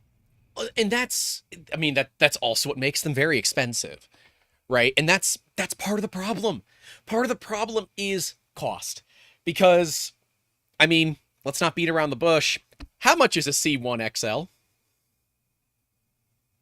1.6 thousand ish. So Thousand. about 2,000 US dollars. Yeah, before shipping. 2,500 US dollars versus before tax. 2,500. Oh, before freaking import. Well, actually, no. In America, you wouldn't pay tax. We're not going to pay VAT. It's an external import, so you wouldn't pay VAT. I mean, but it's we'll 1.6 in the UK, and then you have to pay tax. Yeah, like thankfully, shipping in the UK is quite cheap. Call it 2,500. That's how many P1Ss? 3? A lot. 4? Almost 4. 4. And A1s? That's like 6. Yeah. Right.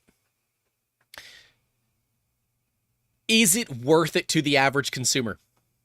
The answer's no. Oh God, no. Because the average consumer, if you're looking at a Bamboo Lab, you are already out. You don't need to look at us. Like, there is a difference I disagree in with what that. we aim at. I disagree with that. A lot of businesses are like, literally, I can't say the business name, but I know that one of our staff happens to work for a company that does a lot of high-end 3D printing. Like metal 3D printing. They just bought an H2D. Now, there's a whole nother conversation about ITAR involved in that, which we're going to go down at some point.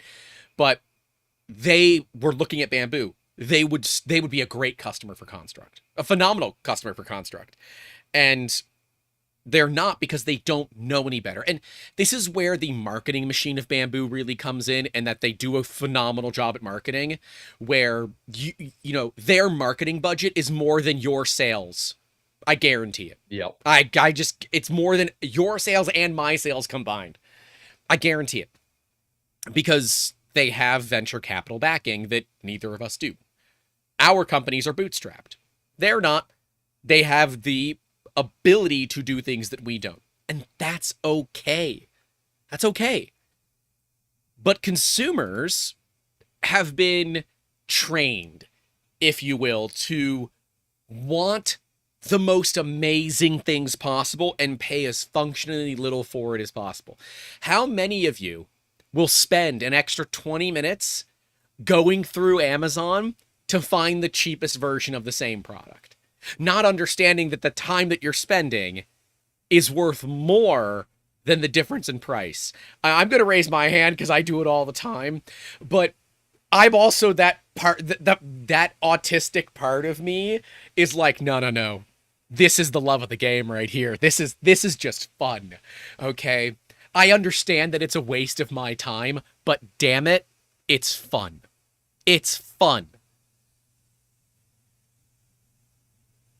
And it's like, consumers don't understand, because when issues like these do occur, they just get attorneys, and the attorneys solve the problem for us. And that's a bad way, but we as consumers have been trained to look for the lowest price, the best reviews, and go from there. And that's why Bamboo consistently wins this game, because they are the lowest price. They do have the best reviews, right? Because they have so many reviews, all the bad ones go away. Yep. And so it is very much this weird reality of, what's the right move? What's the right move for consumers? What are we supposed to do other than shell out more money? But how do we even ensure that more money gets us a better product? Because it might not. It might just put more profit into the pockets of the company. Annoyingly, I don't think there is anything the consumers can do. It's a more systemic issue of safety compliance, the willingness for governmental agencies to ignore safety checking and allowing it to slide through long enough that companies have picked up on the weak points and they utilize that as profit margin. Mm-hmm. Like, there is literally, how many stories do you know of where somebody has worked out it's cheaper to pay for somebody's like death, like lawyer case, Yep. than it is to fix the part. Ford Pinto. Exactly. Ford Pinto, Audi had one, Toyota's had one. It is almost often cheaper to pay for the wrongful death lawsuits than it is to solve the problem when it comes to vehicles, because Precisely. a nationwide recall or a worldwide recall would cost tens of millions of dollars, where the average wrongful death lawsuit is maybe half 500 grand, right? And Yep. it sucks, but manufacture like when you talk about money in it terms just of sucks. safety, it's business. Like I could, if I wanted to, right now, and we talked about this internally, and we all came to the agreement that it was a stupid idea. Business, you still have to talk about things you don't agree with. But we were like, what happens if we actually set up our own competitor company? We sell Construct 3D machines made entirely in China with Chinese parts that are value optimized out the ass. Like we set up a shadow company in China to undercut ourselves. So we can sell a C1 at 800 quid instead of 1,600. We can sell an XL at 1,200 instead of 3,500. We become our own worst enemy, and then we control everything. It was like a really nice mind game of how do we utilize big business to earn more money. And the answer just came back of, yeah, we'd earn a shit ton of money. Like we could sell with such a huge profit margin, But you're selling your but morals for it. it's your morals, it's the safety of the customers. Like we've quickly found out how easy it was. Part of this exercise was how do we get around safety and compliance? Like actively try to like do the minimum possible to still get the pass. And it turns out dirt cheap. Like actually dirt cheap. You can I went to a bed company that does just silicon heater pads. I hate that And I it's was like, easy. It upsets me that it's easy. what? Okay, so I'll ask you. We paid for our. This is a bit. I hope my legal team doesn't listen to any of Maybe this. we shouldn't talk about this No, then. no. Because No, this is fine. This no. is one I object. can This mute is one you. object. I can mute you. You're gonna want to not mute me because this is a really good learning experience that I'm giving away to all of the viewers. Do you know how expensive the bed heater testing in the UK cost us? I'm assuming like 10 grand. Easy. Easy 10 grand. In China, when we asked them, hey, can you get us that certification on this part? Similar part, different manufacturer, all of this, £58. I'm so sorry. My £58. brother's comment in the chat is so good. Oh, he just retracted it. He said it doesn't matter what I think because The Rock has spoken. It doesn't matter. I just need you to say it doesn't matter what you think, jabroni. That's what I need. I need you to say that into the mic so I can clip it. It doesn't matter what you think, jabroni. I have no idea if that's in the right terms It is or not. whatever, It's but there not you even go. close. You need to send me a link and then I can tone match it. No, it's I will him, do like, that. I will do yelling, that for you. It doesn't matter what you think, jabroni. Although it doesn't matter what your name is, jabroni. That's normally what he says, but Oh. yeah. But no, going back to the story, it was basically free. And Yeah. we asked them, like, hey, can we get the report so we can store it for if we get investigated? And they gave us a legitimate report that was 100% fake. They just made numbers up. There was no way some of those numbers were possible. And the worst bit is, this is done in a specific way, because if I gave them to legal entities in the UK and went, hey, here's our data tech file, here's the report saying it's safe, they would just say, you've done a good job. Doesn't matter if we knew it was fake. Their job is not to check if the numbers were correct. Their job was to check if we've done the due diligence of doing the check, which means there's a massive legal gray hole of they don't have experts in silicon heater pad wiring of nichrome wire with a tungsten core. That's not a thing. So they're just going to assume that if you have the report and it says passed, it was passed. It's actually insane. That is the issue with why I don't think it's the customer's fault. And I especially since I don't think it like consumers should be trying to do anything because it's not their problem anymore. It's governmental. The governments need to put in better like fines if people are doing it wrong, and they need to actively check. And until they do that, other companies are going to come in the woodwork that goes, well, if we just do it like this and we just lie through our teeth, but we've done enough work, and if somebody dies, we pay 20 to 500,000 pounds for it. That's part of business. Just sell more machines so they die less. Like that is business. As long as they can profit from it, they don't care what the intrinsic costs are of things, even if it's someone's life. Just saying. Sprinted Trucker points out something, and I think that it is important for us to notate this. He said 10,000 pounds is not an indication of a good test. 58 pounds is not an indicator of a poor test. He said I can do the same test for 1,000 pounds and be better than both the former tests. Maybe. I don't know. I actually agree with that. No, I actually 100% agree with that. It doesn't, and probably your 1,000-pound test probably going to be roughly the same as the 10,000-pound test, but a lot of it has to do with location. It sucks because more expensive should mean better. And it doesn't. It like doesn't. I can already tell you, I went to a load of these test houses. I saw the tests they do. I could have done them. Like yeah. I could have done them for free because it's me. And it would have been legitimate. Honestly, a lot of the cost is the racketeering that goes on in safety, where people go, well, if you want to make 100 million on a product, you're going to give us 10,000 to test your product. That is a lot of it. And then the other half is you do pay not for quality of the test, but for the people to do the test. Like you pay the people that have all these certs and experts and decades of experience, and decades of experience come with extra zeros for the hours. So yeah. And I've met some absolute idiots in this like testing industry where they were like doing a thing and I'm like, it's not even turned on. And they're like, oh, I didn't realize. And they would have legitimately given me a pass unless I said that. The value of your test does mean almost nothing. The key thing is you still have to do it to your quality standard. In my case, it was I went to every test.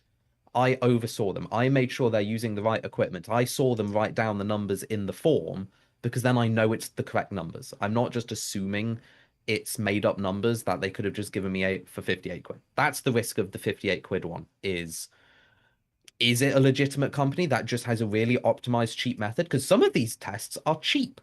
Like for the heater pads, they just put the heater pad in a little device with two crimps and they check the resistance of the wire and they poke it a couple of times and they make sure it works. That's not expensive. I still paid thousands of pounds for that test versus the cheap one because I could go to their facility. I could check they've done it. That is safety. So I just ended the poll. I'd forgotten to end it earlier. 94 votes. The poll was, should safety ever be the user's responsibility? 57% Those percentages said are yes. Disappointing. 42% said no. Well, I think that unfortunately, as is normal with these polls, so disappointing. I hold on here, okay?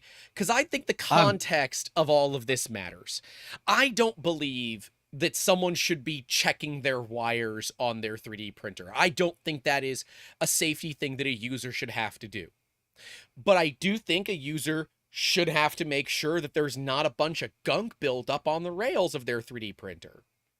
But, I mean, Jacob, this is a great time for you to say it doesn't matter what you think, Jabroni. Like, I can see both sides of this. Like, from a manufacturer standpoint, you need to make this thing as if it is in a padded room full of maniacs and be able to handle all of those problems. But as a user, you do have some level of like, hey, is everything on this look all right? Is everything on this working all right? What can I do? Like, the same way that we are now going to make a video about fire safety with 3D printers. We will be doing it. I don't want to do it, but we will be. Because we have to. We don't have a choice. Can we add another poll up? Tina Schultz has a really good question. Don't Can we you have a have the poll for ability to do saying this too? no? I don't. I don't know how to. Comment in I there only real quick, and I'll have. add you as a managing moderator, and that might allow you to do it. There you go. I'm already a mod, but I don't know how to do the polls. Let me. There's no option for me. No, you are a managing But moderator. No, Damn.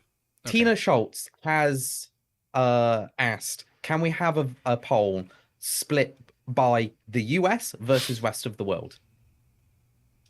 Because I do think that's going to skew the results. Because I know the US does put a lot of ownership on the person, whereas Europe does not.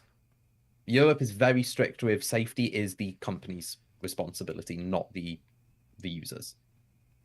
Ironically, though, the US is also the only place that legally requires us to have a UL test to sell in the US, whereas the rest of Europe doesn't. I promise you, and to not continue to pick on Bamboo, right? I promise you that, like, FlashForge with the AD5M does not have that. It's a $300 printer. They don't have that testing. They don't have that. Snapmaker doesn't have that testing. A lot of these companies don't have that. So how are they getting around this? Gut feel. That's what I see a lot of. They rely on things that did pass and they just build off of it. Now, the reason we come back to Bamboo Lab all the time is because they are big enough to do these tests. They've got an ETL report, or at least an ETL report we believe is legitimate. I believe it's legitimate. They're big enough to do it. It's not that hard to do. So that is why I personally, I come back to Bamboo Lab as actually kind of good at this, though they keep going a bit too close to the sun, is because they do the testing, whereas the other companies don't. And that's the big thing. Like, I don't know.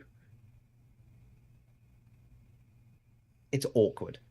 Like, safety is something that I'm actually not massively keen on. I am the type of person that is, I'd rather have every safety removed and I deal with the machine myself. But I will never sell that as a product, because you've got to assume everything will go wrong and it will keep going wrong. And therefore you need to design around it.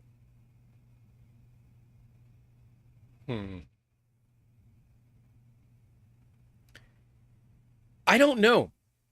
I feel like if you're gonna try to make a machine that has that has a reasonable price point, you literally can't. You have to assume that your end users are not going to be as dumb as they probably are.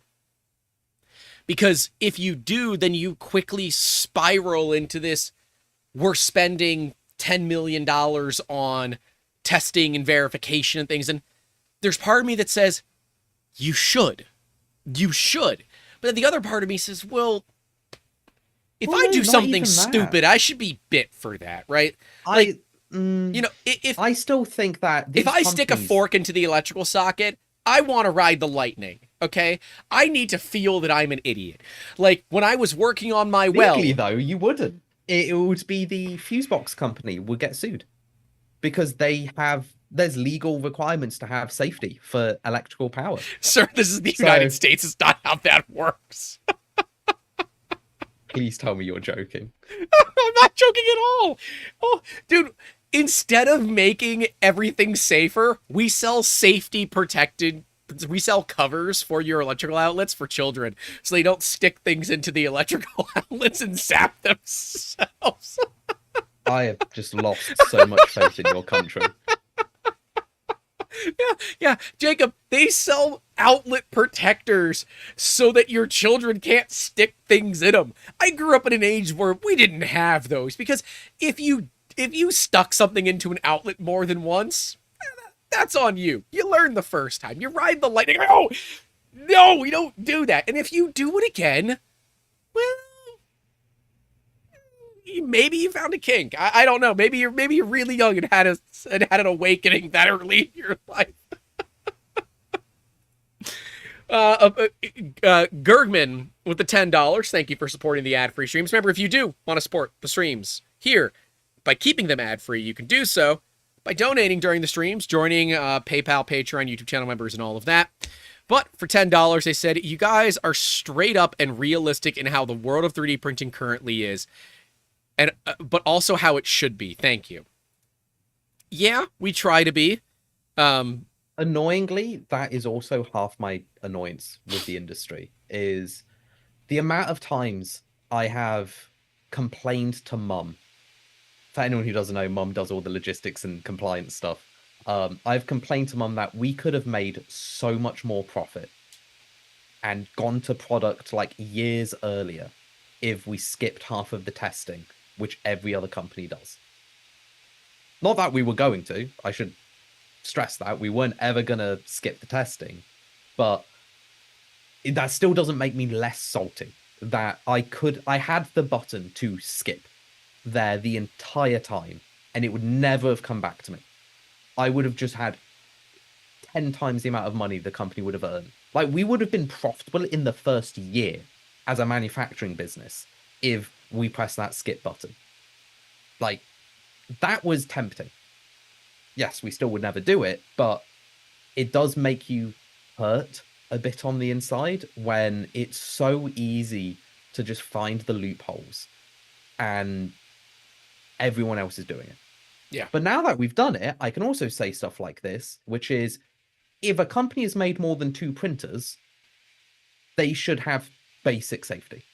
Because one of the things that we've learned going from Construct 1 to Construct 2 is once you've done your safety tests on your base machine, it's really cheap and fast to upgrade it to new designs. Yes, you still have to pay a little bit, but because you've done it initially, you can actually grandfather in a load of those tests into modern equipment. You don't have to do it the entire cost every single time. You only have to do it once, and then you pay for like the little changes, which is a lot cheaper and a lot faster. So, for example, Construct 2 will get a new EMC test. It will get a new EMI, EMF test because we've got more wires. What we don't have to do, however, is do bloody power supply like conformity testing, which was very expensive, where we hit it with a lightning rod because the circuitry that we use in the plug, in the wire, and in the power supply, even though we're going to a new brand of power supply, we can sign off on saying these are like for like changes. We know how these behave. So we can do that very cheap and very quickly. The problem is none of these companies in the market are even doing it the first time. They're just going, well, it worked the first time, let's do it the second time and make it even cheaper. And that's what I keep seeing. And it sucks. Because at the end of the day, I still stand by. The user is an idiot. Assume they are an idiot and assume they will try to burn their house down. Assume they will set that nozzle to 600 degrees. Like, all of that. That's why, like, I'm so glad. Like, one of the best things that Bamboo brought to this industry were these damn PTC heaters. And while they are unreasonably delicate compared to the old school ceramic cylinders, freaking dude, PTC heaters are so much better. And I can't believe we operated all these years in this industry with those 40-watt angry cylinders of doom. Right? That is the best takeaway that I can have for Bamboo outside of the renaissance for designs and Core XY and all that. The PTC heater is the best thing they did for safety in this industry, period. And I'm glad because nobody else was clearly going down this path. So I'm very glad they did. And I will push more companies to do PTC because it is safer and it is the way things should be done. Hell, we've chosen PTC for Construct 2, even though the same power ceramic core heater will produce better results. We've actively decided to choose a safety over performance. Because that's what the job of manufacturer is supposed to be. Not salty. Not salty. You're a little salty. I'm very salty. Yeah. Yeah. We could have had a 600-degree hot end. I've got some Swedish licorice that basically describes how salty you are. Pretty much. Gergman, again, saying, I got flamed recently in Reddit where I said children should not be unsupervised while 3D printing. Thinking 12 and under, you know how most of the 3D printing manuals say in them. So this is where I have some opinions, and my opinions are going to change a lot here. And they are subject to change. But my current opinion is the age of the child does not determine whether or not they are capable of running a machine unsupervised. It is their maturity, right? I have worked, like, we used to do a thing when I worked at the local science museum to prove that adults are more of a problem than children. We would put a sign, and this was a test that, like, my professor back in high school did, and I just redid it. You'd put a sign on a hot plate that says hot. Oh, I'm touching it. Yeah. You know who don't touch it? Children. They don't touch it. Even if it wasn't hot. The trick was it wasn't hot. We were just checking to see how many people would trust it. Adults, by and large, never trusted it. Adults are the problem. It's not the children. A lot of children, especially the younger they are, the less of a filter that they have, right? So they get it. But as they get older, they learn to lie. They start to trust the world less and less. And so then maturity comes into play of, you know, are they just here to mess around and touch things and learn? Or are they actually going to pay attention and take this seriously? I've seen 6-year-olds that I would trust to run 3D printers on their own more than 25-year-olds. Easily. And by and large, the younger generations, these younger kids, have more respect until they get into their teens. It's that teenage years where they're rebelling against the folks. That's when they're most dangerous. But otherwise, I find that most children have better handles on what is safe and what isn't than most adults do. Because adults understand the risks and they're okay with taking the risks, where children don't. And because of that, they don't. Yep. And to even like reinforce that further, one of the tests that we had to do as a legal requirement for general product safety is in case kids put their hands in places they shouldn't do. Which they always do. And that is something you test, and they will. Every time. You have to design for that. It's so pervasive. It's not something that you could be, oh, it's the kid's fault for putting their hand in. No, even the law was like, yeah, no, that's still the factory's fault if it goes wrong because a kid was there. Like, it's still the factory's fault. And for example, the things that you can do to mitigate that is check the power of the motors. Like, there is a torque requirement. If you go above it, you fail. So if I can stick my hand in and it breaks my arm, it fails. You have to be below bone breaking strength. For anything you can stick your finger in, you have to check, does it slide or does it bite? That was another thing. So literally, it was the funniest test. We had a guy with a stick, with a silicon hand, with a perfectly made silicon finger, just poking everything as it moves to see, does it entrap and does it break like a tube on the inside to see if it would break a finger. Oh, dude, do you know how many times I've gotten bit by printers because I put my hand in it while they were running? Like, it happens so often. I'm so confident with printers, or at least my printers, that I will just touch anything as it's moving because I know it will not break a bone. It might give me a nip, but it passes. It's going to remind you who's in charge, and it's not you. No. Printed Trucker with the $9.99. By the way, where are you at right now?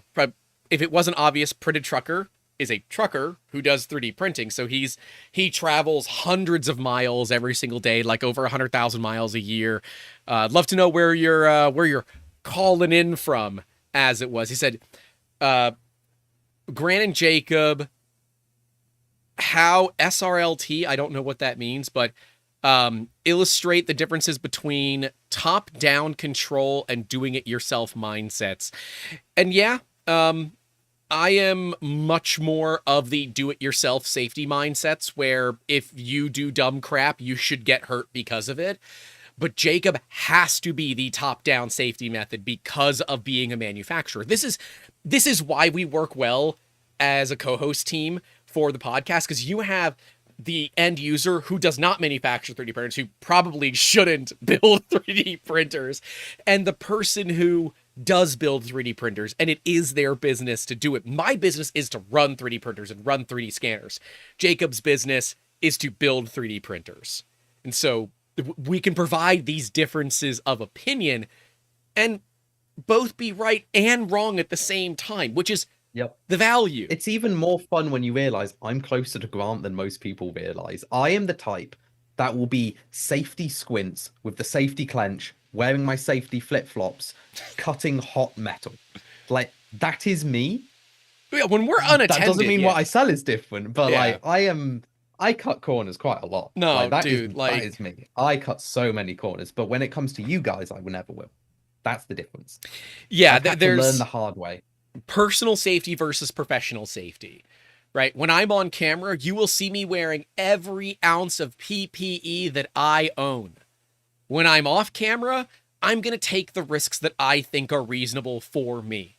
And that's it. We want to push the idea of PPE all the time because we know most of you aren't going to listen to it anyways. But if we push, you're fine, raw dog some resin here or there, it's no big deal, then when you do it and you get hurt, then you can say, well, I was just copying what these guys did. We will never be a bad example for that as long as I remember. I've had to refilm videos because I didn't have my safety glasses on. Like, I was literally just thinking that when we went to like at Harvey Motorsports place, and we are like, "This is so cool!" And as soon as we bring the cameras out, it's like, "Cool, let's get the safety equipment now because otherwise, we will be flamed." In Great British Sports Cars, I was wearing them, but the other guy wasn't. He just like, you're fine. I'm like, nope, I will wear them. You don't have to. It's your shop. I don't care, but I will because this is part of the deal for us is that we really push safety. Let me see. We got Andrew Rodgers with the $10 says for the salty old electricians are super sketchy fund. Yep. Sparky's being Sparky and such. And we have to congratulate Amber. She did an oil change in her car all by herself. I think for the first time I don't know how long it's been since Amber did a oil change all by herself, but she just did an oil change all by herself. So A+. See, I'm all for learning how to maintain your vehicles, understanding what can go wrong when and when it does go wrong, how to deal with it. Her car, every time you turn it on, if oil change is due, it will yell at you saying oil change is due. My car does not do that. My car doesn't have any of those fancy screens. It has like a check engine light for the oil. And you reset it by hitting and holding the odometer button when you turn the key on. That's it. Mm-hmm. That's how you reset it. You remember, you've never seen my Honda Civic, did you? You only ever saw the Ford. No, yeah. One of the things that I had on my Honda was, you can raise and lower the headlight alignment. Yeah, we just put tape over the button because the button broke. Then it's legally okay. You can raise and lower where your headlights are aligned to? Yeah? Can't you? No. I have high beams and low beams. No, you can raise and lower the low beam. So it matches the height of where you want it on the road. Because if it goes too high, you blind people. With a screw I can from inside the engine bay. No, it's every car in the UK has a little... Nope. So I was going to say like, I forgot you guys don't have MOTs over there. So if your button's Some faulty, states do. You fail the MOT. Some states do. Florida does not. Florida does not have MOT or anything like that.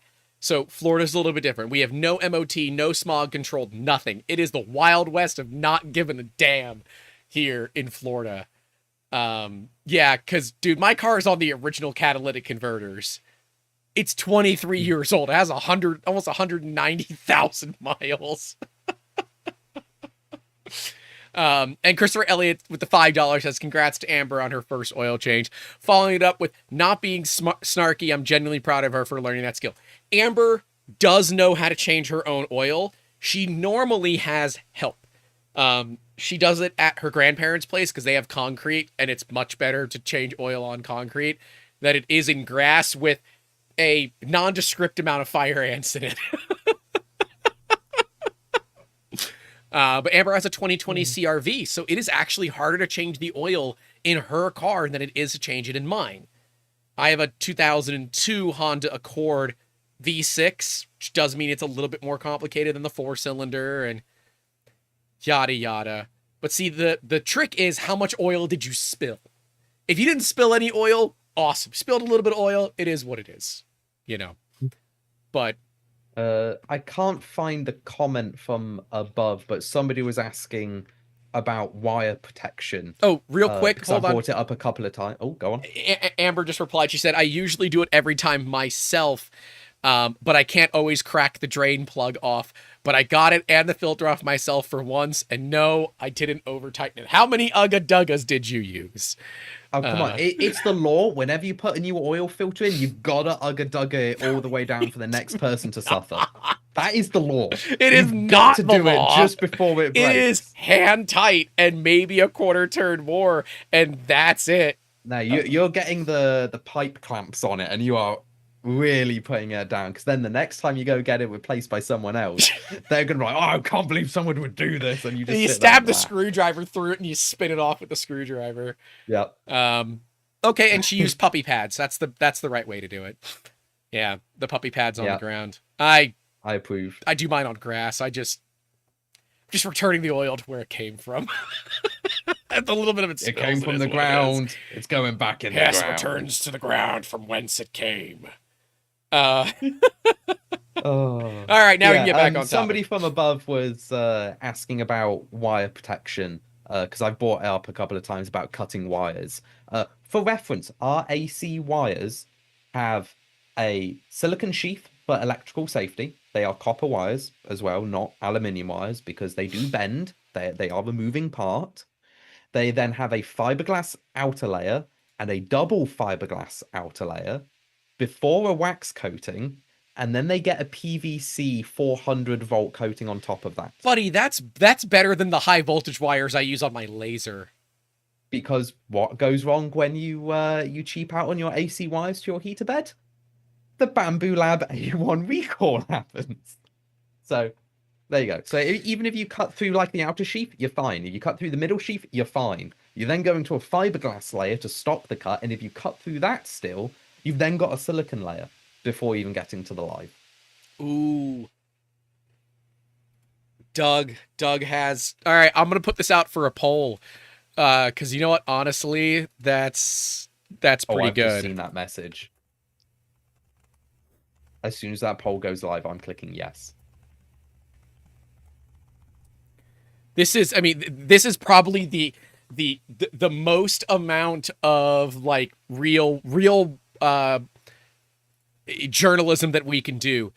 Are ABS 3D printed dinosaurs real dinosaurs?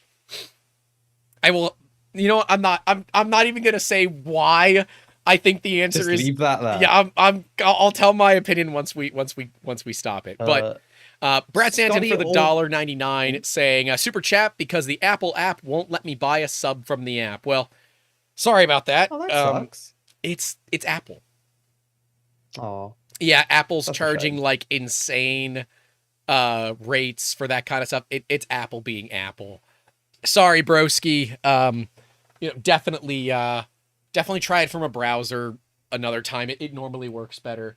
By the way, Scotty Almond Joy, asking PVC, not silicon for the wires. We use both. So PVC outer layer is for the protection. Because it is a harder material, it stops electrical transfer slightly better. PVC is the legally required material for that part, and obviously it is also V0 for flame retardant because it has to be. You can't risk like wires catching fire or being cut. So PVC for the outer. We use silicon on inside of that to help with flexibility. So there you go. I like the silicone. Real quick, the people that misuse silicone and silicon really upset me. Like it's like one of those like personal things that like is a massive pain to me. I am trying. Where is... You just need to get an English accent, and then it's okay. I normally have. Where is it? Mensch. your comment, I hope nobody reads it because I hate how right you are. I wasn't going to say it Is it earlier, oil made of but plants you and are not right. dinosaurs? I mean, synthetic oil is. No, most of oil is actually Well, plant matter. I'm stopping the poll right now because it thoroughly makes me happy.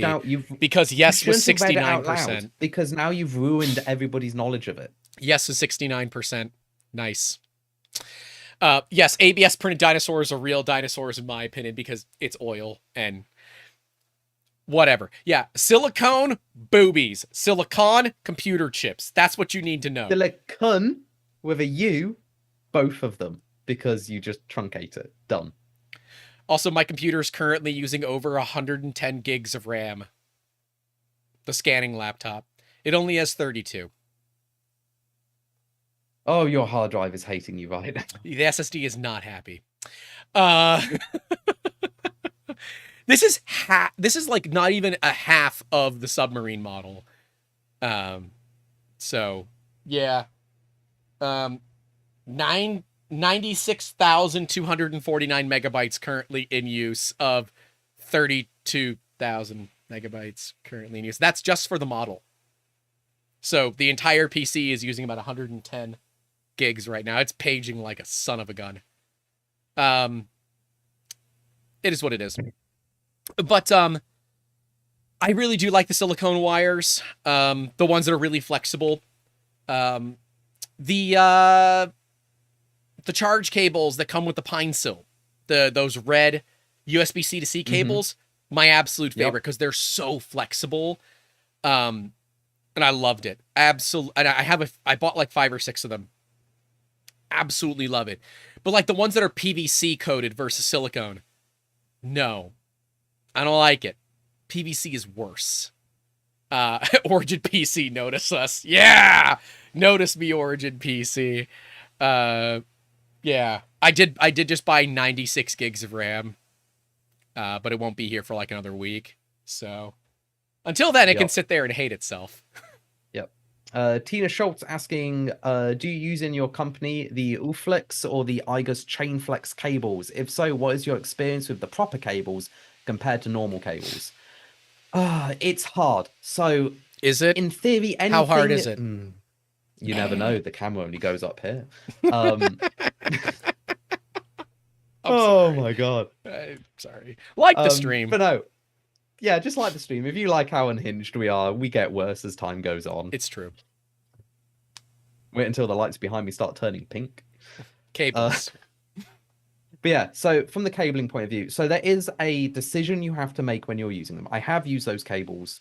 They are cables. That is one aspect you just have to keep in mind. They do the same job as other cables. Now, when it comes to cabling in general, you have to make the decision of how many repetitions is the cable going to do versus how packed is the cable chain, what material the cable is made from. So obviously a copper will last a lot longer than an aluminium because it doesn't work harden as much. And the strand thickness in the wire. Now, the proper stuff, like the IGUS stuff, you can guarantee it will work forever. That is the reason it IGUS exists. cable and chain flex is so nice. Anything that is life critical, I would say it's a non-negotiable. Yeah. Like if it is a robot arm, that if that wire breaks, it's going haywire. Or if it is in a car and you need something that if it goes wrong, it goes fail deadly. You don't want that. You buy the proper stuff. That is the reason that it's aeronautical rated. It's a reason why it's rail rated. It's also not that much more expensive. It's not. It's worth at volume it can be, right? And so this again is like this. If you're building 100 printers a year versus 100 printers an hour, yeah, okay, fine. That I get that, right? You know, there is a difference there. So fine, but you guys are using the IGUS Chainflex cables? Nope. Oh. But with that being said, we do use one cable that is specifically dedicated for cable chains, which is our probe, our Z probe. So on the C1, this doesn't exist in the XL because the XL has a completely different wiring setup. Not the XL, the C2 has a completely different wiring setup. The C1 has a Papel and Fuchs inductive end probe. It's very expensive. It's like 65 quid for an inductive end probe. That is fiberglass reinforced, designed for cable chains. That is the one wire we actually do specifically buy for cable chains, because if it goes wrong, you can quite badly damage the print head. You can break a couple brackets. You can possibly bend a nozzle. Obviously, as part of testing, we tested what happens if you remove that wire, and the printer, if it goes wrong, it won't kill itself, but it's one of those areas we didn't want to cheap out on. Every other wire in the cable chain, however, is just specifically chosen, but not specifically a cable chain wire. So for the heater wires, we get them double wax coated so the friction's lower. We make sure we clamp them at both sides so there's no rubbing inside the cable chain. And on top of that, we make sure the wire strands in each cable are thin, because then they are more flexible and it lasts a lot longer. That is actually a point of value engineering that we had to do. If we wanted to put proper chain flex cables for everything, it would have raised the price of the machine by like 500 quid, just straight up. Because it's a lot of these parts you buy, it's just not necessary come with either. wires. You have to replace the wires manually. You can't get the companies to provide them. So instead, we were like, well, what is the lifetime of the wire? What is the lifetime of the machine? What is the repair process if it goes wrong? All of these things get thrown together. And then it's just, we will buy better cables, but we will not buy the correct stuff. And I hesitate to even use the word correct, because there is no correct decision. It's just a trade-off. Do you want your wires to last longer than you will? Like, your bones will break before that wire breaks. Or do you want them to rated 10 years? Do you want them rated 5 years? Do you want them rated per move? Those are things you have to decide. At the end of the day, we decided we're going to get higher quality cabling, make them easier to replace when they go wrong, and protect the other ends of the system. So if a cable goes wrong, let's say it's the heater wire, like we're dumping, like 8 amps? That's a lot. 8 amps, 24 volt. Yeah, 8 amps through one of those wires. What happens if it goes wrong? Well, we have a 6 amp fuse. So if it fails and it starts dumping that amount of power that it's capable of doing, the fuse blows instantly. Then we made sure, well, what happens if the fuse doesn't blow? It's pulling max power. What materials are holding that wire? What materials are surrounding it? What about the end effector? Let's say it's the heater and it's dumping power in. We've had that happen once where a relay failed. Nothing else happened. We had multiple redundant thermal safeties, including hardware safeties. Well, then it did its job. The heat block did its job. It dumped all the excess heat into a crucible of heat, which we control. We then, no matter what happens, even at max power, it will not overheat. That was fun. Do you think that Bamboo has something like that in their machines? You have a P1S, right? Yes. So I would say they do, but I don't think they've done it in the area that obviously failed. Yeah, that's fair. Yeah, there's not one back there. I don't think there's any fuses on the tool headboard. All the fuses are back on like the main power distribution boards and things like that.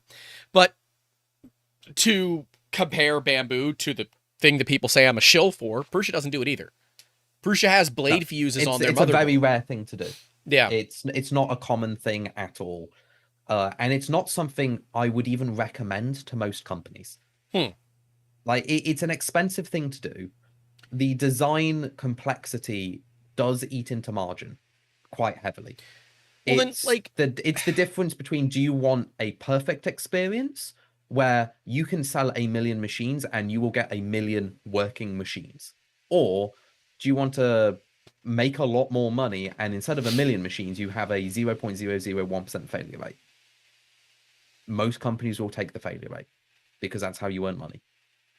I'm just really bad at doing business.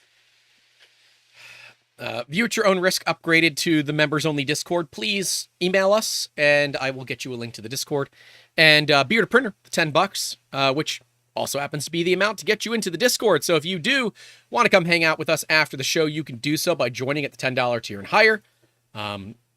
links are in that description down below. And of course, it helps keep the stream ad free. So thank you all for enjoying that kind of thing. Let's hit that billing department real quick, and then we'll jump back. Before you do, there's one last question in the chat that just came through. Okay. Which is it's from Christopher Elliott.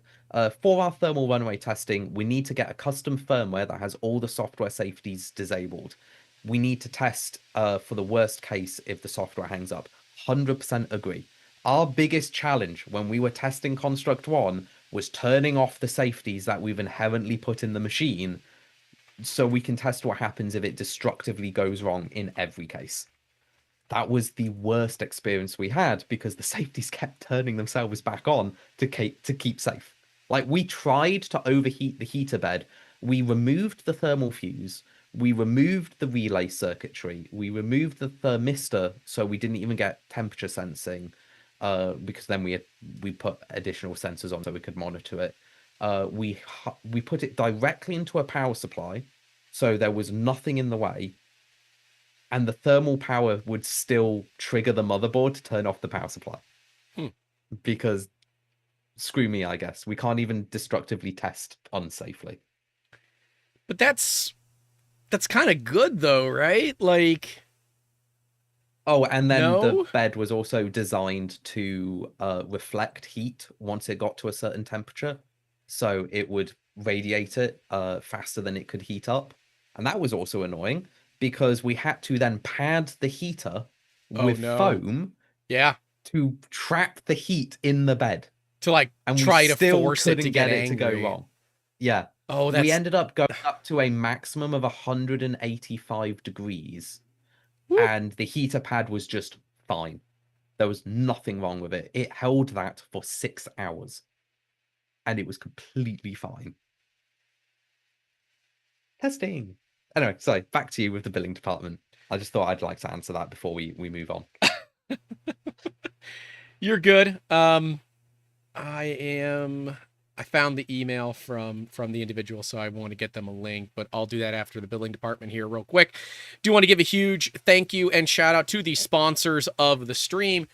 Big one being Construct 3D, who do make, in my opinion, the safest 3D printers on the market. They are business class machines for business class environment that, as you can tell from this episode, have gone through tens of thousands of dollars of testing to do everything possible to make sure that your machines don't end up having failures.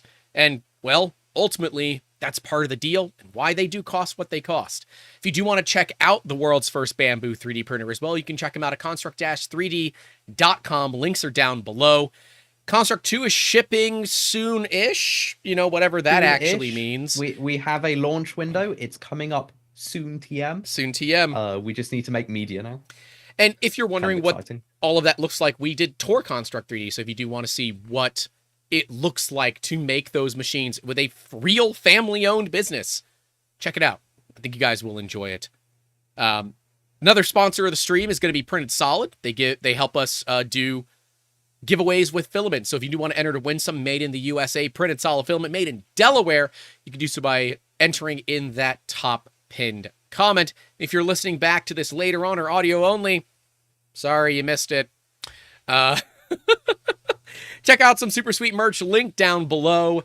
If you use the coupon code FUISP10 on the Packet Loss shirt, you'll get 10% off of that shirt. So if you do want to grab a Victoria Packet Loss double entendre shirt, you could do so. I think you will enjoy it. And if you do want to come hang out, it is a fun shirt. And if you do want to come hang out with us when the stream is over, we will be over in our private Discord server available at the $10 tier and higher.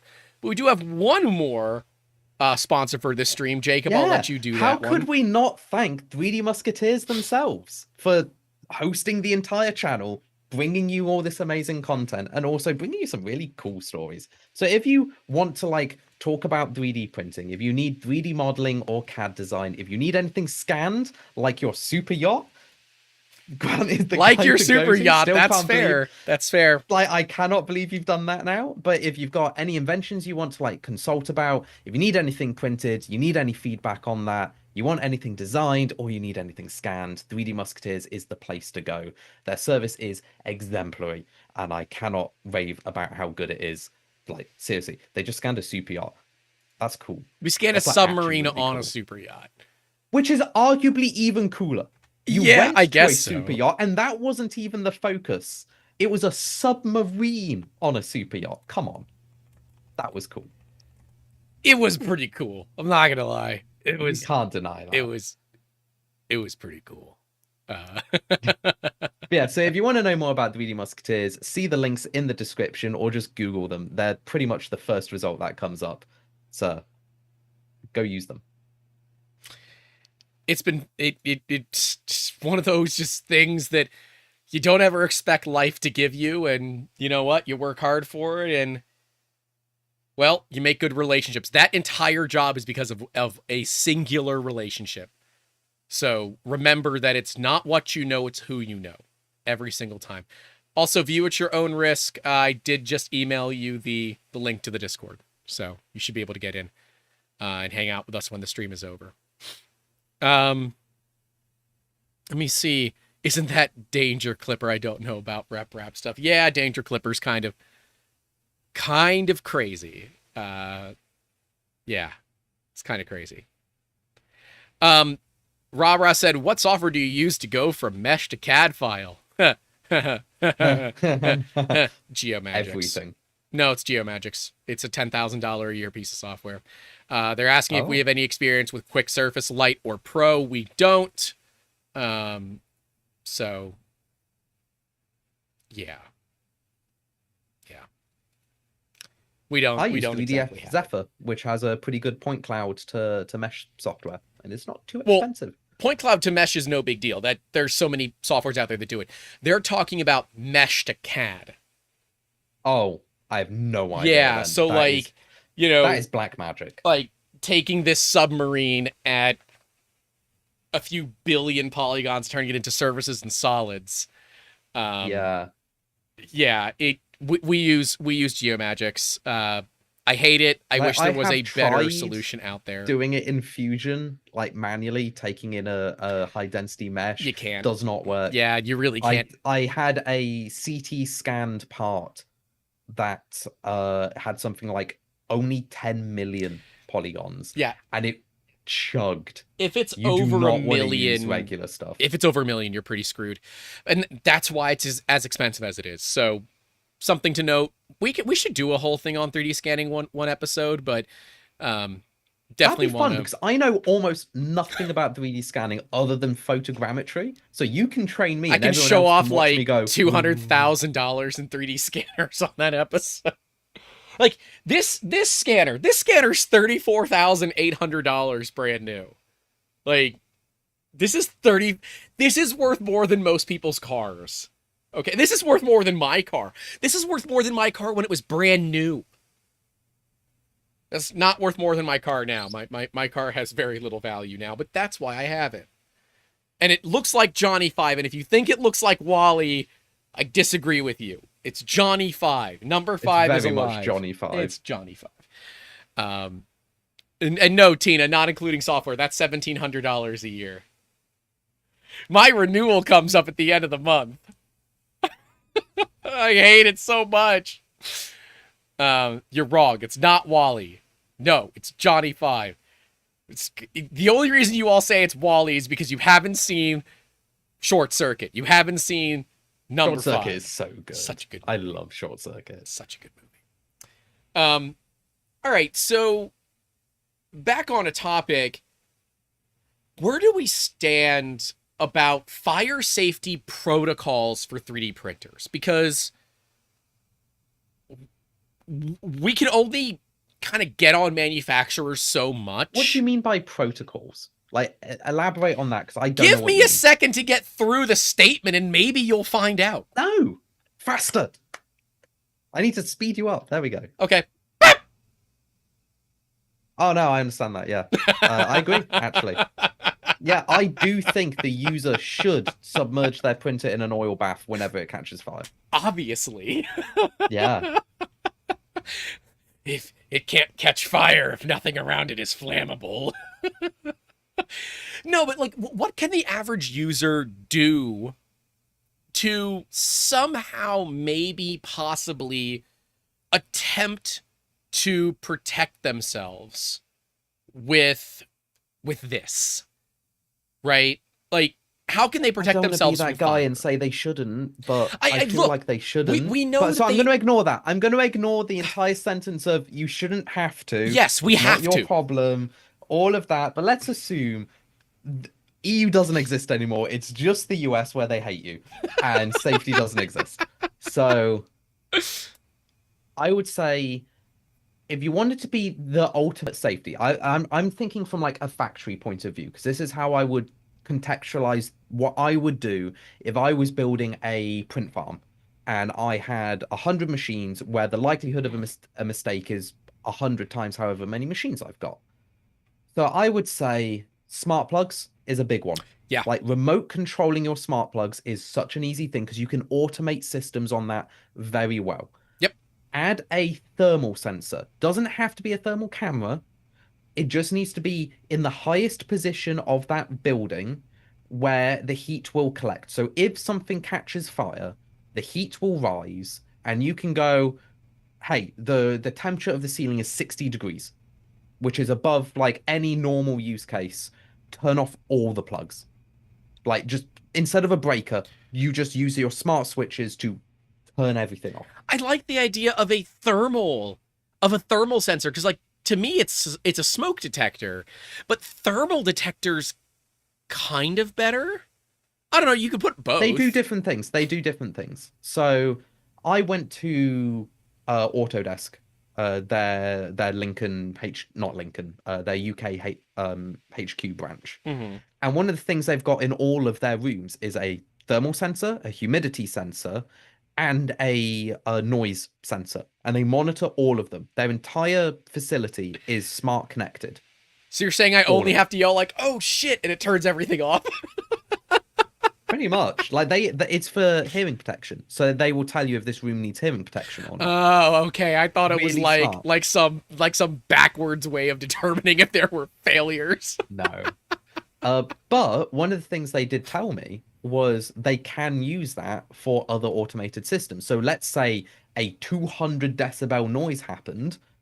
That's not normal.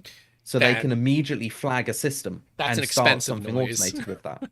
That's an expensive noise. And they had some very expensive equipment in there. They had a Meltio in the corner for fun. Not just on its own, like it was on a gantry CNC, so they could Meltio and then cut at the same time. Nice. Insane. Loved it. Yeah. But those are things that you could do. So if I was setting it up, I would buy a $10 smart switch as the very first purchase I made, and then probably a CCTV webcam. Just straight up a webcam. Because if I'm ever questioning anything, I can go in my webcam and turn a plug off. That's an easy one to start with. It's nice, it's cheap. It adds a layer of, well, I can't automate, but I can at least be there present when I'm not present. I would say, at least in the US, Wyze, WYZE, get a Wyze cam, get a Wyze smart plug. I particularly have been enjoying the Casa by TP-Link, but the problem with them is the data security is 0. They changed. So I had one of the Casa cams before they added the subscription. I don't use their cameras. I use their smart plugs. And because they make really affordable smart plugs, and they make smart switches like that are on the wall. And I have one set up in my audio room for lights, for dimming and things like that. I have smart switches on some of our printers, and I have smart switches on each of the banks. So each of the row of shelves has its own smart switch or smart plug on it that can then control it. And all of that goes back to an APC or a UPS unit that can output more amperage than the wall can. So I will blow a breaker, the UPS trips, that signals everything else to send warnings and things like that. But yeah, So I'm going to go one further, because there's something you can do with just a smart switch. And I can't believe I didn't remember this, because it was one of the whole points I went to Autodesk. And one of the things they really like about our printers. But you can do it with any Clipper printer, I believe. I'm not familiar with Clipper, but you should be able to do this because there's an internal model of the state of the machine where you can just query what is the temperature of the thermistors, and it will give you a number back. You can automate a system where if that number is out of a certain range, it automatically turns the plug off. Yeah. So if your thermal safety doesn't kick in, if your thermal runaway protection doesn't kick in, stops working, like it tries to turn, let's say it's a relay failure, because this is legitimately one of the problems with thermal runaway protection is it doesn't protect. A MOSFET fails closed, and they latch so closed, it is dumping power. That is a bad situation because your thermal runaway protection, which is only software, will fail because it cannot turn it off. So you need another way to turn the power off. That is something you could do. So you could set maybe like an automated flag in Clipper or an automated like query if the Clipper is connected to your local network. I don't know how Clipper works. You can query the entire object model of a Construct One printer by just HTML internal code. Super safe. It's really good. It means you can do quite advanced things. Clipper should be able to do the same because they've got feature parity. You can have either an automated system externally or an internally automated system where if either one reads a temperature sensor is well above what it should be even after thermal runaway protection, it just turns the power off. And now, it just straight cuts the power. Okay. I like that. That is nice. You don't need a camera. You don't need anything except a smart plug. Yeah. And maybe an hour of time to figure out how to set it up. Just some connection stuff. I like that. That's an interesting system. Like, we just have fire extinguishers and we don't generally print unattended. I'm here all the damn time. And if we are printing unattended, it's machines that we have validated, they are trusted, and they're insured. So I don't really care. But I don't like fire extinguishers because I don't either. They make a huge mess. It's not even that. They rely on something you can't always have. You being present. Right. The automated ones, like the fireballs and things like that, and the Wham Bam clouds, there is some value to that. However, those require big flames. They don't just require a little, match lit inside your printer. That's where a thermal sensor might be really valuable to detect also, those thermal anomalies. Don't fix the problem. They only delay the problem. Well, I mean, if it's an electrical fire and it's still getting electricity, it's going to burn after the CO2 disappears. And that's where a thermal sensor would actually be really valuable. I do really like that. Who was saying it? Cody Drackers said, how would you do multiple printers since smart switches are so big they don't fit on surge protectors? Get a surge protector with more space between it, or you put all of the printers on one, right? Yep. Or here's another one. I don't mind. Nobody will tell you until you start doing electrical engineering. Just stick more extension cables into one extension cable. Don't do that. Don't do that. No. Now, the reason Grant is saying don't do that, and I just it's against fire code. Don't do it. Well, it is, but it isn't. No. Because the problem with extension cable and extension cable is you can increase the length of the wire past a safe limit. No. And it gives you more ports to load up that wire. I understand what you're saying. Plug more things in. But people are not. If you know what you're doing, for example, you could have one smart switch. Jacob, these people are not going to get 1 meter extension. They're not going to do that. Points. They're going to put like instead of like a 6-inch or a 150 centimeter extension, they're going to put like a 10 meter because it's the same damn price. No, don't do that. That's stupid. No. Yeah. That's like stupid. Just either like, so we use, and I wish I had one handy, but we use really long surge protectors. They're almost 2 meters long. The shelves are 8 feet long, right? Or are they 6 feet? I always forget. I think they're 8 feet. And we use 6 foot long power bars. If the shelves are 6 feet long, then they're 4 foot long power bars. So they're almost long enough to go the entire width of the shelf. Those have more than enough space to fit this. Like, more than enough space. It's no big deal. But we say that if there is an issue with one machine, turn them all off on that shelf. I don't care about the failed prints. I care way more about the time associated with it. But if one printer catches fire, I don't want to like try to guess which machine it is, because we have so many machines, they'd all have to have unique names. So instead, we unique name the shelves, and that's easier. It's also a lot safer for me. But yeah, I look at it and say that's just a better move. You could do a blaze cut system, but blaze cut is very expensive. And when it blows, it only blows over the fire source. And at the point, like you said, Jacob, if you already have a fire, it's too late, right? Damage is already occurring. Blaze cut is nice. We are looking at them for some thermal runaway protection for lithium batteries.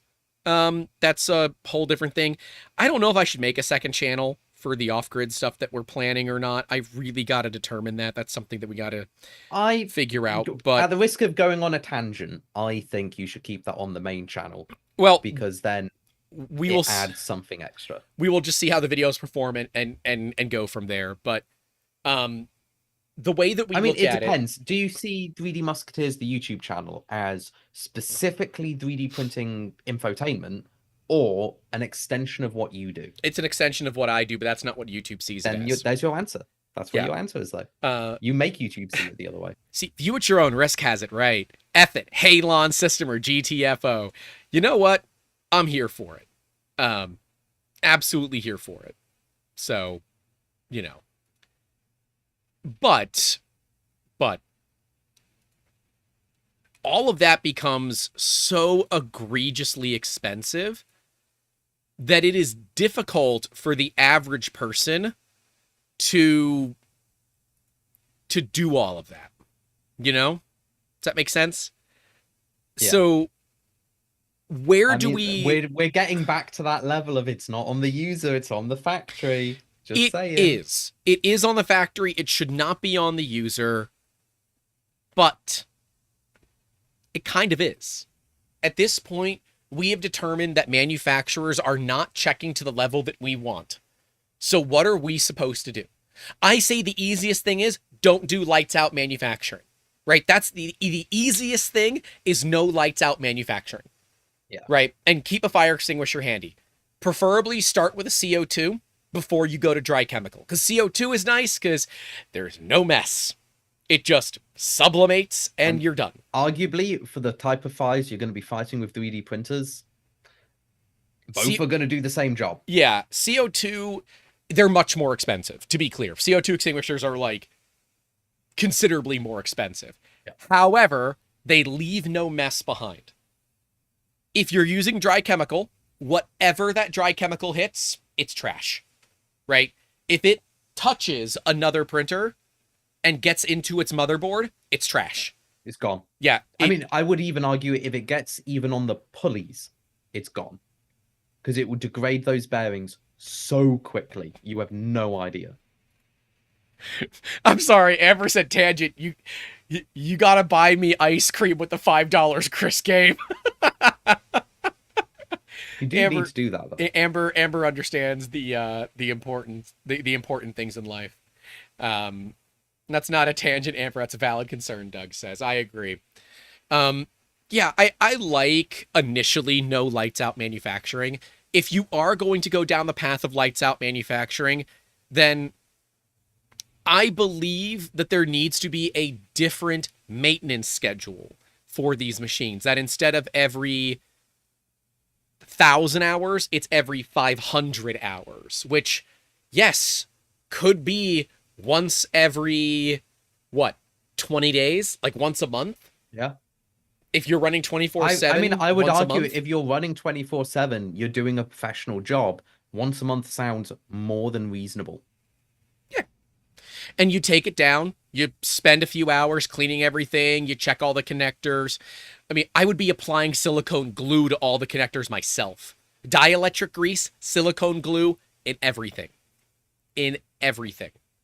Because it's just safer that way. Yep. And Tina says the the power bars for a UPS is called a PDU. I am not using PDUs, a power distribution unit. I'm not using a PDU. I'm literally just plugging into it with a power bar. So just an off the shelf industrial power bar, if you will. They were like $30 a piece on Amazon, and I bought like 10 of them because we use them all over the place. They're actually quite convenient. I've got a big one. In fact, I can move my camera to show you guys the big one. I always find it so it's right there that you have see it? Such you see big the tall one on 110 volt. Right there. You see the big tall thing right there? The big tall gray thing? Unfortunately. Yeah. That is a APC. So that's like actually branded APC, a power distribution bar. So that is fully rated and guaranteed, but the plugs are spaced too far apart now. So, whatever. I like smart switches. Like my Bamboo is on its own dedicated smart switch, because we air gap it and we sneaker net it, and because it's hacked and cracked, if you take the SD card out of it, that's where the firmware sits, so it gets angry.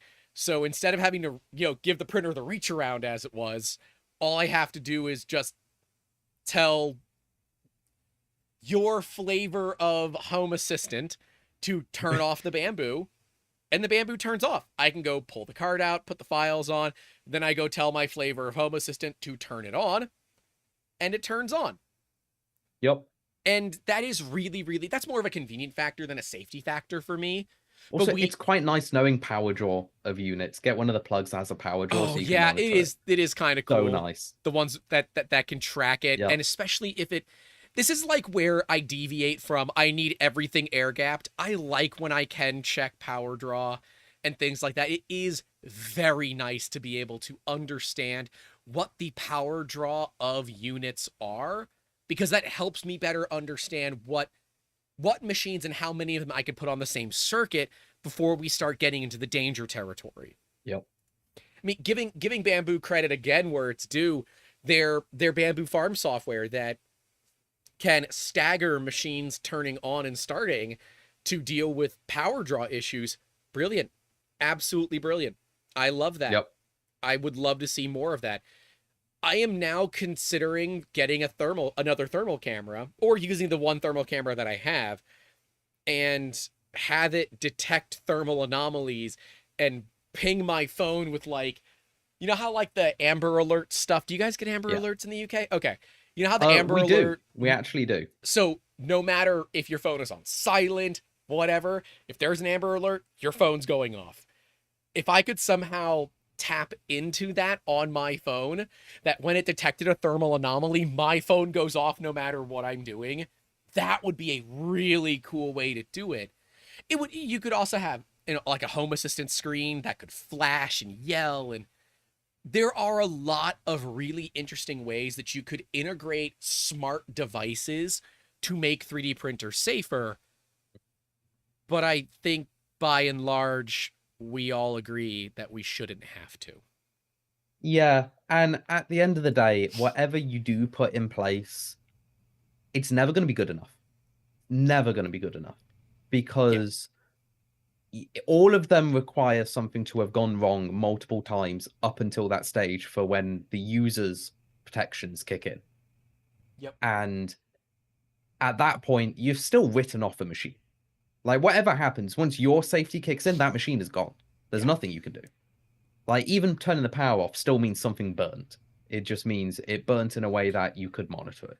I'm okay with a machine becoming a write-off. That's not that big of a deal. Yes, there is a financial aspect to it, but as a business, I care a lot less about the individual machinery than I do about the entire farm of machines, the data that this company has, and things like that. That is more of a concern to me than anything else. I understand that for an individual user, a printer that is now completely dead is a concern. There's a financial aspect there. They're upset, and they have every reason to be upset. But I look at this more from the business perspective as protecting from multiple machines. If you have one machine, get a blaze cut. It is the best way, in my opinion, as the absolute oh crap fault, and just tape it to the top of your printer. If you can tape it to the inside of your printer, inside of the chamber, even better, but you don't need to. Yes, they're like $100. Sometimes they're more than that. They are worth it. They're very, very, very worth it. Real quick, just, as an aside, I started a fusion algorithm which takes all the scan data and puts it into one for about a quarter of the sub. It just finished 6,596.2 seconds later. It gives you the time in seconds. That is an amount of time. It is an amount of time. That is correct. It is now only using 23 gigs of data. It used up to watch you accidentally gigs. Close it and not save it and have to do it all over again.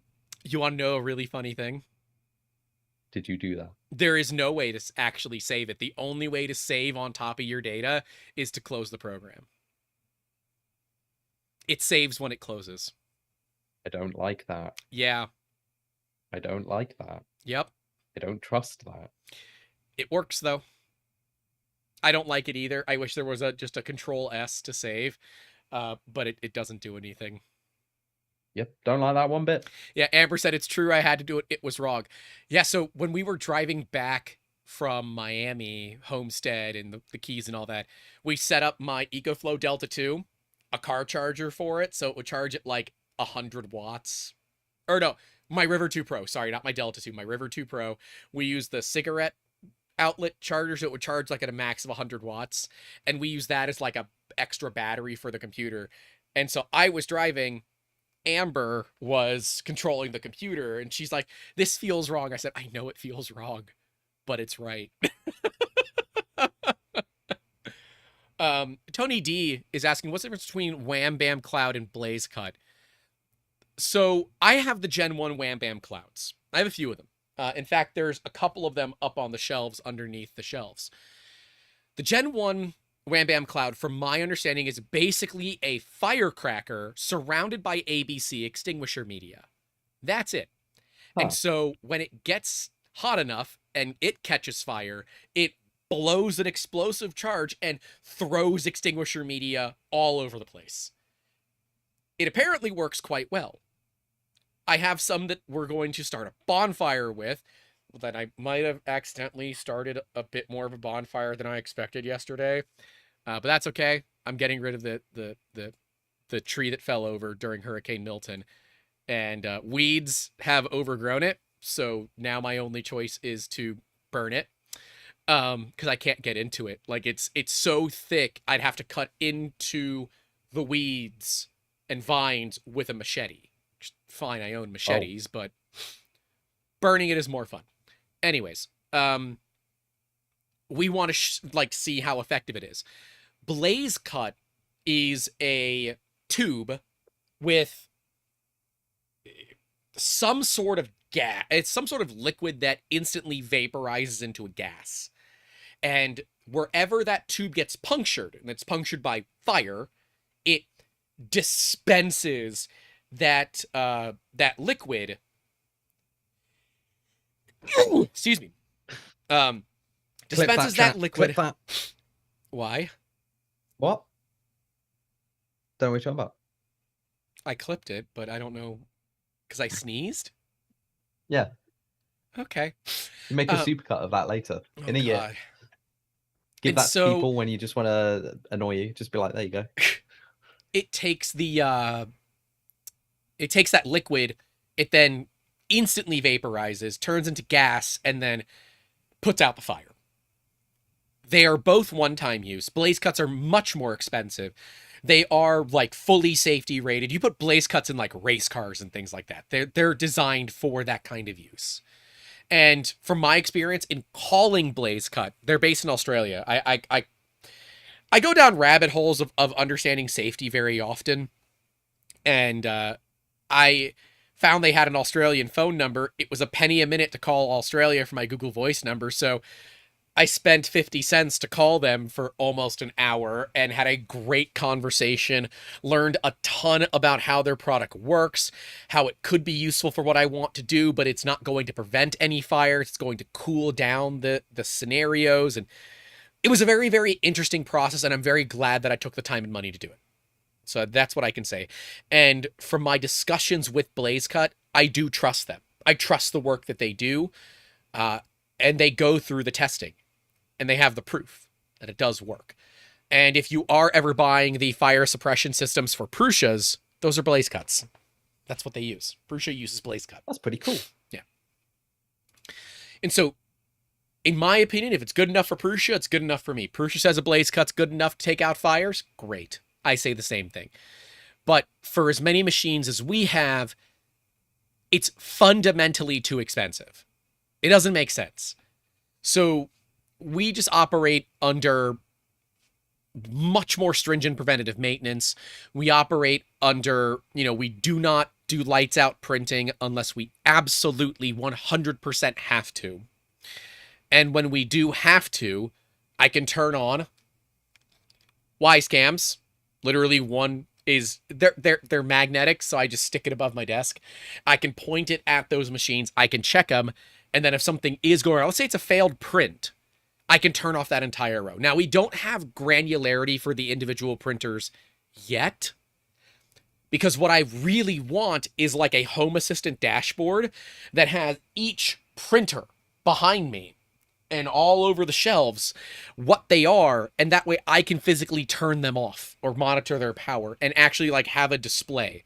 So last thing you want to do is turn off the wrong printer. But if I have a tendency to turn off the wrong printer, I'll just turn them all off and not worry about it. So that's fair. Yeah. Doug asking Construct 3D add-on perhaps? No, we don't need it. The entire printer's already fire tested and burnt and completely fine. I would still offer it as an add-on. I think it's an easy insurance thing for someone, and it's a pretty easy... Well, the thing is, you don't need it for insurance. We've already been insurance passed.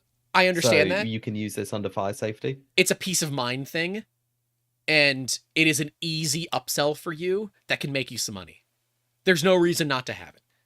I'm against upsells. I want people to get good and not need to spend an arm and a leg, which is really ironic for the price of my machines, but...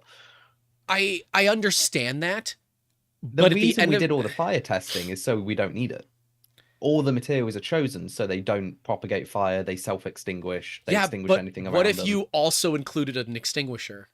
Said, in the event that all of these systems fail, that we have tested, verified, calibrated, everything is right, this is your oh shit backup.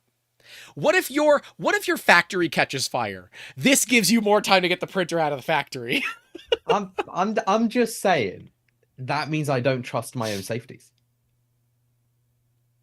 Just say one of the things now. I hate that you're right in this case. One of the things I also really want to do for the video for Construct 2 when we launch it is I'm going to set the entire print bed on fire. I'm going to cover it in petrol, and I'm going to set it on fire because nothing inside that machine will propagate that fire. And because it is a semi-sealed enclosure, it will consume the oxygen faster than it can propagate as well. So it will self-extinguish along with all the V0 components on the inside. I can just pour petrol and gas on the bed and it will be fine. I want to do that. Because nothing screams I trust my machine than watching it burn filling down it full of gas on an advert. Yeah. Because wouldn't that also be really cool? Just have the bed on fire and be like, I'm just going to close the doors and walk away. And it'd be fine. That would be cool. And certainly would sell your printer as something that's safe. So, yep. Something to keep in mind, I would say. So, do we believe then that the issue that we're looking at with these bamboo printers, is this just because they have so many machines in the wild, this is just part and parcel of the risks that you take? Or do we think this is indicative of something a little bit more serious? I think this is just a side effect of them owning the entire market. Like, cars burn down all the time. and nobody talks about them because of the amount of cars that there are. And I think it's the same in this case. Like the amount of A1s that have been sold or the amount of P1s that have been sold is staggering. And 3 machines out of all of that is nothing. It's a statistical zero. However, it is still something that needs to be tracked where it could be indicative of a bad batch. It could be indicative of a wider systemic failure. In reality, I think it's a bit of both. Like they have so many machines, the likelihood of problems happening concurrently is quite high because you multiply whatever your likelihood is by the amount of machines. And if they've got 1 million machines, well, at some point a machine will catch fire. It's the infinite probability theorem of no matter what the probabilities are, if there's an infinite chance of you doing it, it will happen. Because anything times infinite is yes. It's the same right. thing. Yeah, I of course, we will continue to state that 1 is too many. But this is a statistical probability the more machines that are out there in the field. I don't believe that the average user should be worried like the sky is falling, because it's not falling. But looking at where these failures are occurring and how they are creating fires certainly gives me cause to amend my preventative maintenance schedules. I never look at the back of the damn tool head. But you can bet your sweet ass I'm doing it now. You can bet your sweet ass I'm doing it now. Because I'm not putting up with that potential of a problem in my shop. I worry about education institutions and things like that. I worry about schools that don't do preventative maintenance. I worry that they are susceptible. And when you have a school that has a fire from a 3D printer, insurance companies just go crazy over it. And then companies like 3D Musketeers, we can't get insurance when this stuff happens. We will literally get dropped by our insurance carriers because they think it's too much of a risk. Even when we tell them all the stuff that we do to mitigate the risks, they don't care. They don't care. They care way more about they care more about not paying out. So they'd rather just drop us instead. Yep. And while yes, SIG 101, not a great day to have that name, says schools have sprinkler systems. They do, but fire sprinkler systems have the same problem. They only activate when they're hit by actual flames. And given how far these printers are often from the sprinklers themselves, we've got a problem. Those were wax cores, so they melt with heat, not flame. They're normally glass and alcohol. Oh, I thought they were wax. That's my bad. No, they're holding back hundreds of PSI of pressure. So, yeah. Your fire safety in your schools are weird. Yep, I know. I'm not making that joke. I'm not making that joke. Not doing it. You know exactly what I was going with. What, the joke of the only way to teach American school children the metric system? No? No. Not that one? Oh, you're making it was along those lines. Oh, okay. It was all about fire safety. Oh, yeah. Well, whatever. I've got some plans for some dark jokes in some upcoming videos. We'll see. We'll see if it pans out or not.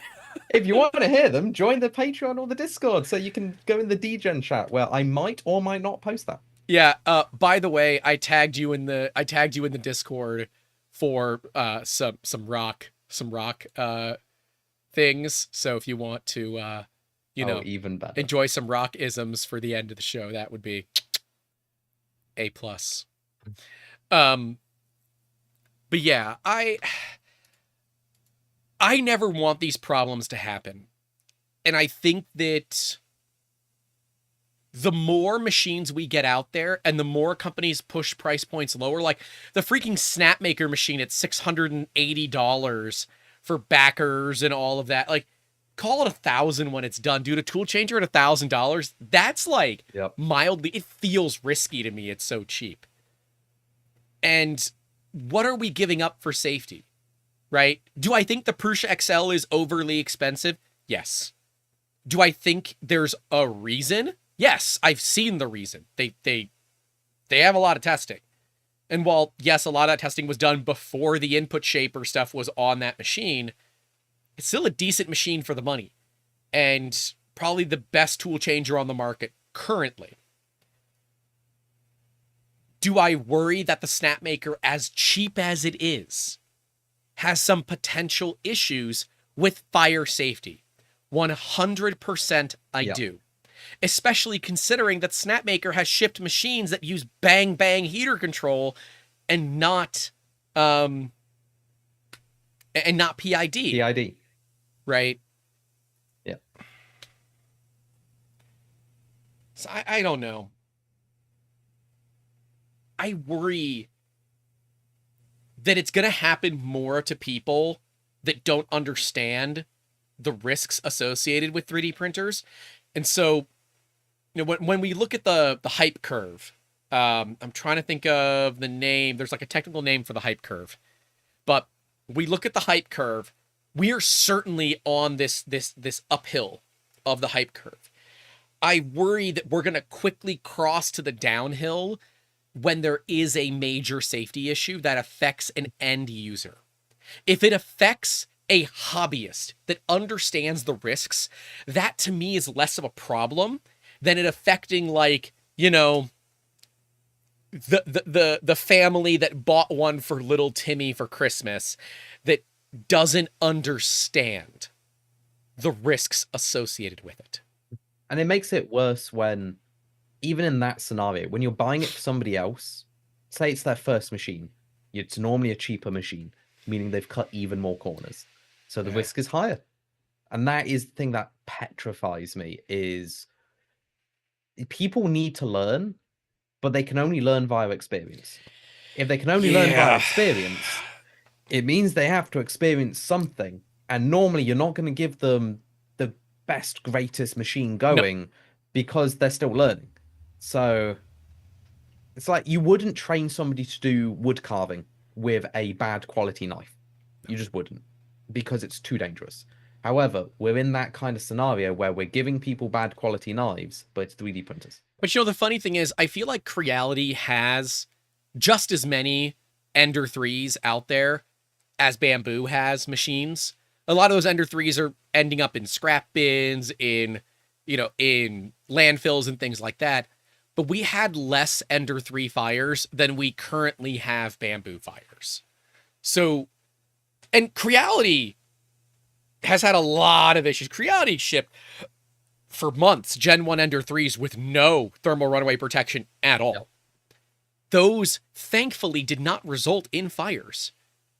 A lot of the fire issues that we saw in Ender 3s were 100% user-based, where they made modifications to the machine heavily, where they were like changing out heater cartridges, and instead of, you know, changing out the whole wiring, they cut it and they soldered it.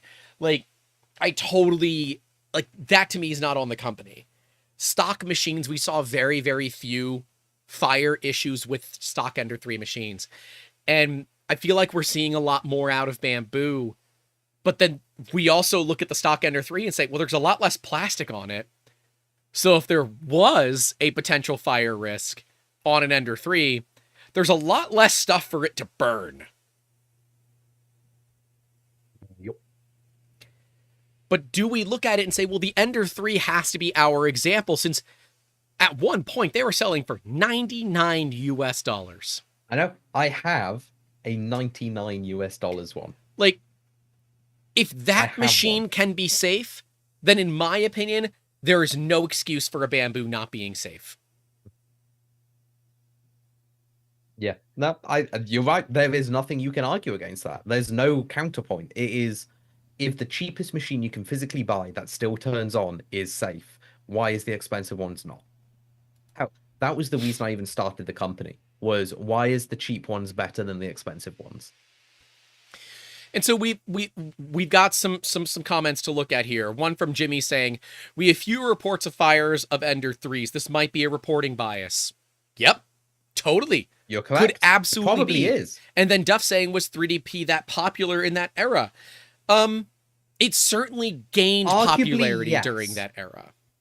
I would argue the type of people that were buying End of Threes were already the type of people to go on the forums, which is the type of people who are buying the A1 and had the fire and went on the forum. They're the same person in as demographic. Like Reddit's demographic did not change that much, neither did the forums or anything.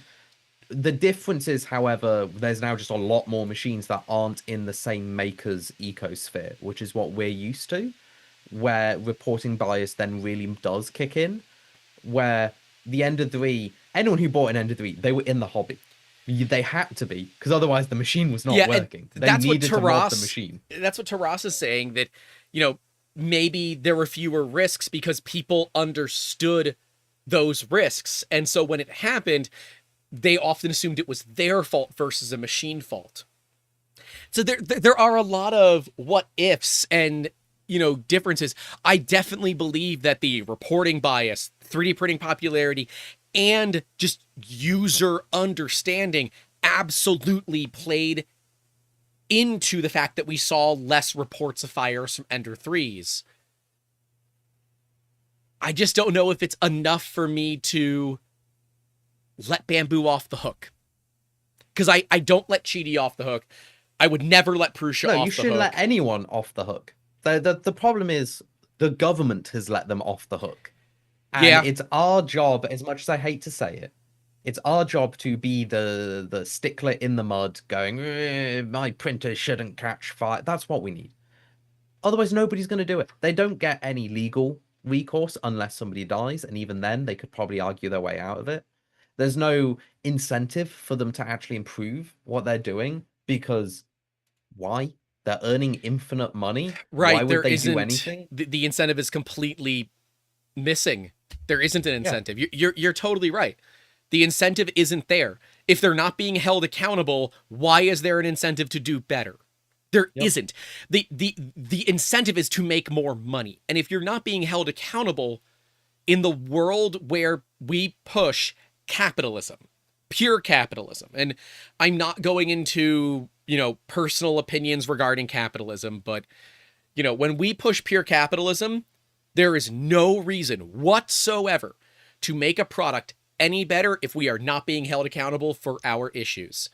And that's where, as content creators, myself and others, we end up becoming the ones that have to point the fingers and say things. And unfortunately, while there were how many dozens of people spoke up about the Cheaty fire risk versus this, we're the only ones talking about this. We're the only content creators talking about this. And maybe that has to do with people's schedules. Maybe it has to do with, that they're working on other things. Maybe it's because they didn't see it. Maybe it's because they don't care. But I know there's a strong part of it that is, Bamboo feeds us. We're not going to bite the hand that feeds us. Yep. And yeah, I get it. But at the same time, as a lot of people think that I'm a Prussia shill, they've given me machines. They've never given me money. Right? A lot of people think I'm a Prussia shill. If Prussia had a fire risk like this, I'd be making the same damn video. In fact, I'd probably be harder on Prussia, because I have all this video from their factories showing how safe their machines are and how much effort they take into doing it. I think Prussia would get a harder hit from me than Bamboo does. I don't know, because it will happen eventually. It will. It just will. Prussia has no excuse, though. Bamboo can blame it on a myriad of third-party manufacturers. Prussia can't. Prussia's vertically integrated. Outside of making those raw components themselves, so unless they got a reel of bad parts and they can trace it back to the reel of bad parts, Prussia has no excuse at all. I could give them an excuse. They don't do 100% quality testing, and that is unreasonable to expect. Every single board is tested. Tested, but does not mean every component is tested. They go through... It could literally just be on the reel of crimps. Mm-hmm. One crimp is slightly bad. Gotcha. One crimp gets through because it still works. That could be the point of failure. But I think Prusa would get in front of it. I think they would. Because, I mean, they've gotten in front of this. Oh, no, you know they would. They would immediately treat the person with every respect they need. That's what Prusa stands for. Like, the VFA issue, it is not happening to every core one. It's happening to a few of them. And I would say half of them, right? Prusa got in front of it before more reports have come out. Now that Prusa's in front of it, there's all these new people coming out of the woodwork saying, oh yeah, I have this issue too. They had no idea they weren't supposed to have this. So while that did have a little bit of pressure associated with it, it was nowhere near the pressure that I would remotely apply when it comes to a fire. Fire, you get the fire of the Cuban side of me in terms of pressure. You don't get the, maybe we should deal with this kind of pressure. View at your own risk 999 saying 3D printer makers better figure out safety. If FDM printers are going to be appliances and common IoT devices in the home of every layperson, then safety needs to be 100% sorted out and locked in. I can't disagree with that. They're not going to. That's what I've been saying from the start. They're not going to. That's what I've been saying. They're not going to. But I agree.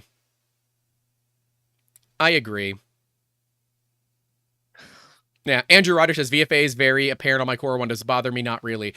Have you seen what their new solution is and how they're going to be dealing with the VFA issues and how to check it? I have seen how they're doing their belt tensioning. No. So smart. I love it. Are you saying the lights? The lights. Yes, the stroboscope. We're going old school, baby. See, when all else fails, we go old school. We use the timing light, baby. To figure out where the timing is, use the timing light on a car. It's how you used to do it. You can still do it. But a lot of it's done electronically now. Prusa is going to go back to the old school. And I'm so excited for this because I'm going to make such a cool video about it. Because, like, I think that's awesome. It's going to be so cool. Oh, it's like actually one of the coolest. I legitimately think this is one of the coolest things that has happened to the industry, even though it doesn't help the industry get any better. But I still think it's that cool. This shows a company's ability to think outside of the box and use things for nowhere near what they are designed for in a way that meaningfully enacts change. Strobe lights like we used to use on turntables. Yes, Andrew Rodgers. I have a turntable with a strobe light built into it. It's so DJ turntables have it. And they have it so you can determine if you're running fast or slow.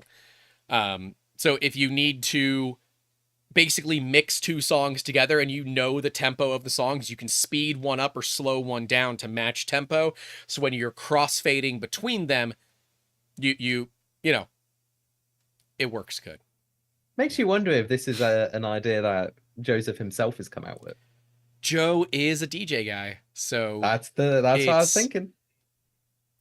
I would love. I gotta bother Yindrik over at testing and see who came up with that because I kind of want to interview them, even off camera, just to be like, all right, how many beers deep were you when you thought of this? Because this is not something that I think a regular person thinks of. This is one of those where it's like, dude, this is one of those, like, someone took a bong rip and it's like, dude, what if we strobe the lights on the belts, bro? What if we did that? Someone's like, that is ridiculous. Let me try it. Let's do it. And then it worked, right? Like, how they're big into beer in the Czech Republic because they have phenomenal beer. Like, how many beers deep were you? You know, like that's not something that just happens. That's one of those like sparks of genius. Nope. Anyways, going back to the Core 1, it's got a lot of steel and not a lot that catches fire in it. The acrylic panels are probably the largest fire hazard on that machine. Oh, we don't know what they're made of, though. They're acrylic. We don't know. Are they? Yes. What type of acrylic? It's not polycarbonate. I don't know what type of acrylic. I don't know what it's made of. Extruded or cast, you mean? It could be with additives, meaning it is V0. Unlikely, but it probably... I doubt it. There's a higher chance than I'd like to admit. Like they do think of these things. I doubt it is. There's really not that big of a reason. The Core One is really their first printer to use less printed parts. They're using a lot more metal, which doesn't burn, at least until a certain point, but not under normal 3D printer fire conditions. You know, using materials that don't burn, that are V0, that's something that manufacturers could do. You're not going to spend a lot of extra money to add a V0 additive into, and we saw earlier, someone said that the A1 is PA612 GF, I think it was 30, so glass filled 30 with a PA612, a nylon 612. It would not cost a lot extra to add in a flame retardant V0 additive. That to me is cheap, easy insurance for the user. Then if the machine does catch fire, the machine self-extinguishes. You don't have to worry about it. I feel better with that. You could tell me that you're going to change nothing about the machine other than make it out of a V0 plastic, and I feel better instantly. Yep. Because while you haven't solved the fire issue, you've solved the fire spreading issue. Yep. Which is really the problem, right? The initial short on a board, while that is an issue, it does not present a safety risk unless it like goes further, right? In all of these cases, the fires were either manually put out or automatically extinguished because they lacked something in the fire triangle. The users got lucky. But if the frame and any plastics are made out of a material that doesn't burn, we've got a better case here for a machine that is actually safe. That's what we want. We want safe machines. We don't want BS. We want safety. It's so true, though. It is so true.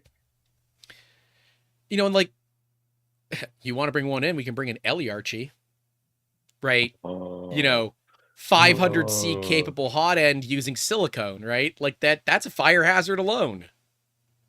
I have strong emotions over that. I wonder how many machines are going to get shipped. I'm so curious. I'm interested. Well, for anyone watching, they sent me an email.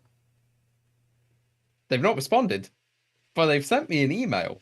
And I was like, do they not know who I am? I'm the guy on the YouTube channel that they've already blacklisted that's telling you this machine is unsafe. And they sent me an email. And of course, I've sent an email back going, hey, do you want to send me one? Because that would be even funnier. They have not responded, which is a shame because that would have been hilarious. I would have put it behind me, like right here. And it would have been great. And I would have pat it and then it would have caught fire because that's all it's good for. These are, yeah, it is unfortunate that we've also had the SIG P320 issue in the firearms community of a firearm that actually does go off without you pulling the trigger. It did unfortunately result in the loss of life to an airman whose firearm shot and killed them when they set it on a table. That is exceedingly unfortunate, but resulted one death resulted in a blanket ban of using that firearm in the U.S. military. ICE stopped using it, although no issues there either way.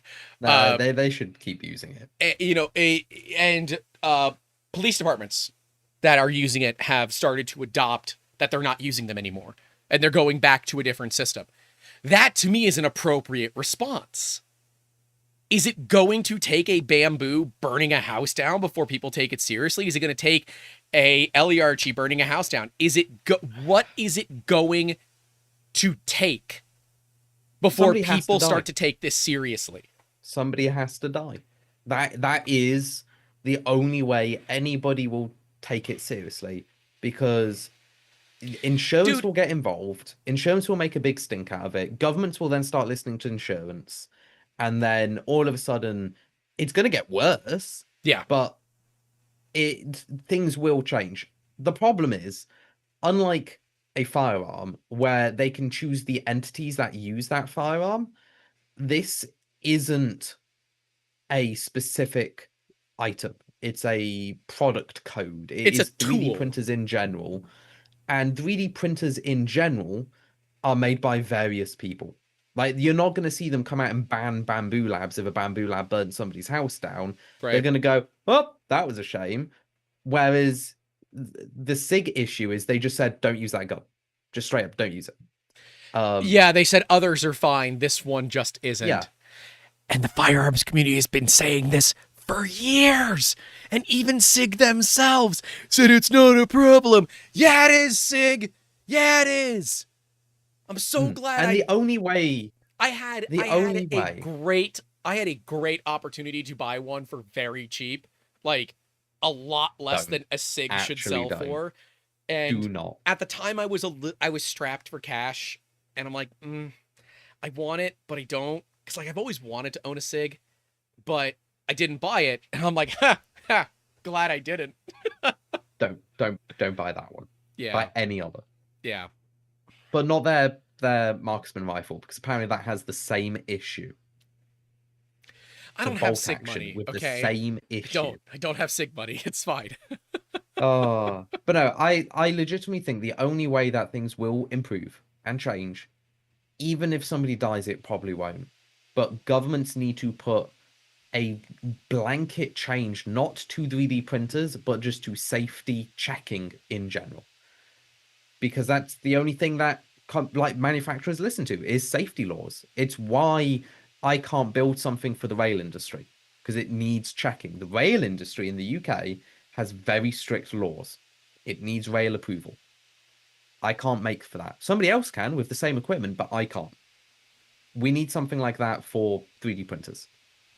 And it's not going to happen because consumers are, as much as I hate to say it in the eyes of government, we're kind of disposable.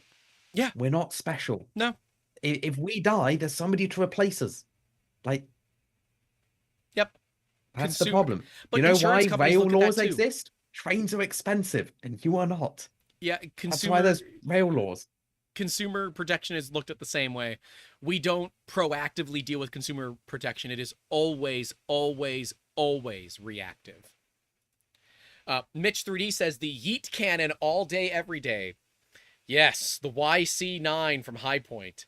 It is a multi-purpose firearm. It is useful as a hammer, a bludgeoning device. It is useful as a firearm, of course, and a boat anchor. It is a multi-purpose. You are aware that High Point actually produced a firearm called the Yeet cannon, right? No. Yes. No, I did not. They did. And it says Yeet cannon right on the side of it. I am Googling this right now. It is the ugliest thing that you've ever seen. I digress on the firearm talk. Yeet cannon. But yeah, YC9. That is a shape. It is as heavy as it looks, right? They're ungodly heavy. But I'm just asking why. Just straight up why? Because it's High Point. That's the only answer you get is because High Point. Between High Point and what's the other one? Keltec.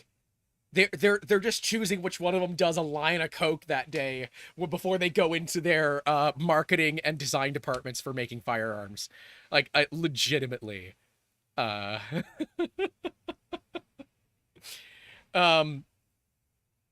So then what can we do? Right? I look at it and say there is some responsibility to content creators. We are content creators. Outside of making videos like this where we talk about it, very seriously, very lightly, we have open discussions with the audience about it. What else can we do? Like, I want to make a video about fire safety. Identifying it, that's it. Like, fire safety video will be good. A fire safety video will go hard. The problem is, it's a liability. It doesn't change the problem. Yeah. I mean, maybe for you, because you're American and I can just say this is what we do. You're welcome. This is what we do, and this is what the comments suggested. Right? Like,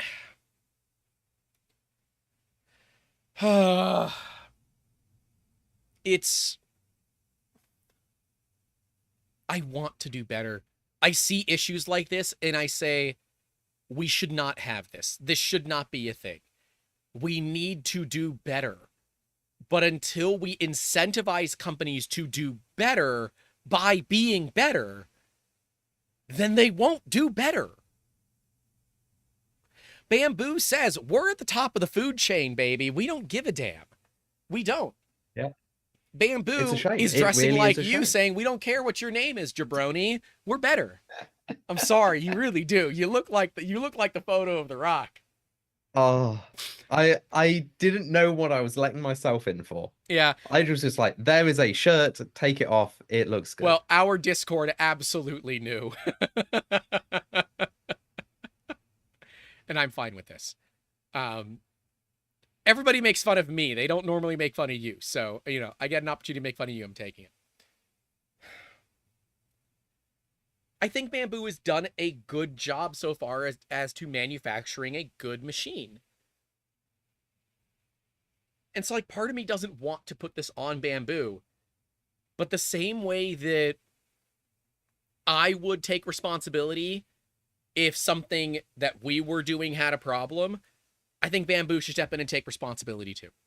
Obviously, they need to completely replace these machines. I do not think that it is a good idea for anyone to be doing that kind of work inside of their machines. But I would love if Bamboo would do a dive into what caused this. Acknowledge that it happened, dive into why it happened, and then allow the community to become better educated as a result. That would be the win. Even if it is just an engineer or a marketing person saying, hey, we've designed around the chance that this could happen. Here is why it's not actually an issue. It could just be the material that we made the bottom of the machine from is non-flammable to these type of environments. And I'm like, you know what? I believe it. Good enough. That's cool. Yep. Thank you for saying that. Just some form of acknowledgement and not even a reassurance. Yeah. I wouldn't even go as far as a reassurance, but just we're aware of it. The risk is minor. That is good enough for me, because at the end of the day, even if it's not a V0 material, the likelihood that it would have propagated is already quite low. It is. It's not like the ANET A8s of yesteryear where they were made of flammable acrylic. It's not a fire starting at the hot end, dripping onto the part that is made of a flammable material. There is a lower chance and a lower risk of fire with modern 3D printers. We are seeing that there is a higher risk of electrical failures that can create a fire environment. But the fires that we think of the ANET fires, those are considerably less likely even in current situations. Oh yeah. Just changing away from acrylic, which is basically just a fuel source at this point. Yeah. If you're using acrylic in a machine, I'm just going to turn and ask why. Because that is solid fuel. The moment it starts burning, it is gone, and the rest of your building is gone as well. It thankfully doesn't burn very quickly, but it's got a lot of fuel. It makes a lot of smoke, a lot of soot, and puts off a lot of heat. It just takes a long time for it to burn. And as it burns, it is dripping, burning, molten plastic. So yeah, I've had one acrylic fire in my time, and it was on my laser. It was scary, but there's something nice about an acrylic fire. It does smell unique. It has a smell. It's not a good smell. It's a smelly smell that smells smelly. I mean, I'd argue it's a good smell. You argue a lot of things smell good that I question if I mean, maybe you are you the type of person to go to a gas station and think it smells bad? Oh no, gasoline smells great. It smells awesome. Gasoline, has great smell to it. The red diesel's the tastiest. No, don't drink gasoline. Do not drink the red diesel. Do you have red diesel over there? Yeah, okay. We do. Is it the But it's same where it's for mostly for off-road use only? agricultural use. Agricultural, yeah. Agricultural use. Yep. So only if you are a farmer do you get red diesel. Yep. You're supposed to. People can get in. You can get into a lot of trouble for having red diesel. You get in a lot of trouble if you use red. Yeah. But look, there is a fire risk. 3D printers should not catch fire. Yeah. They do inherently have some level of fire risk. However,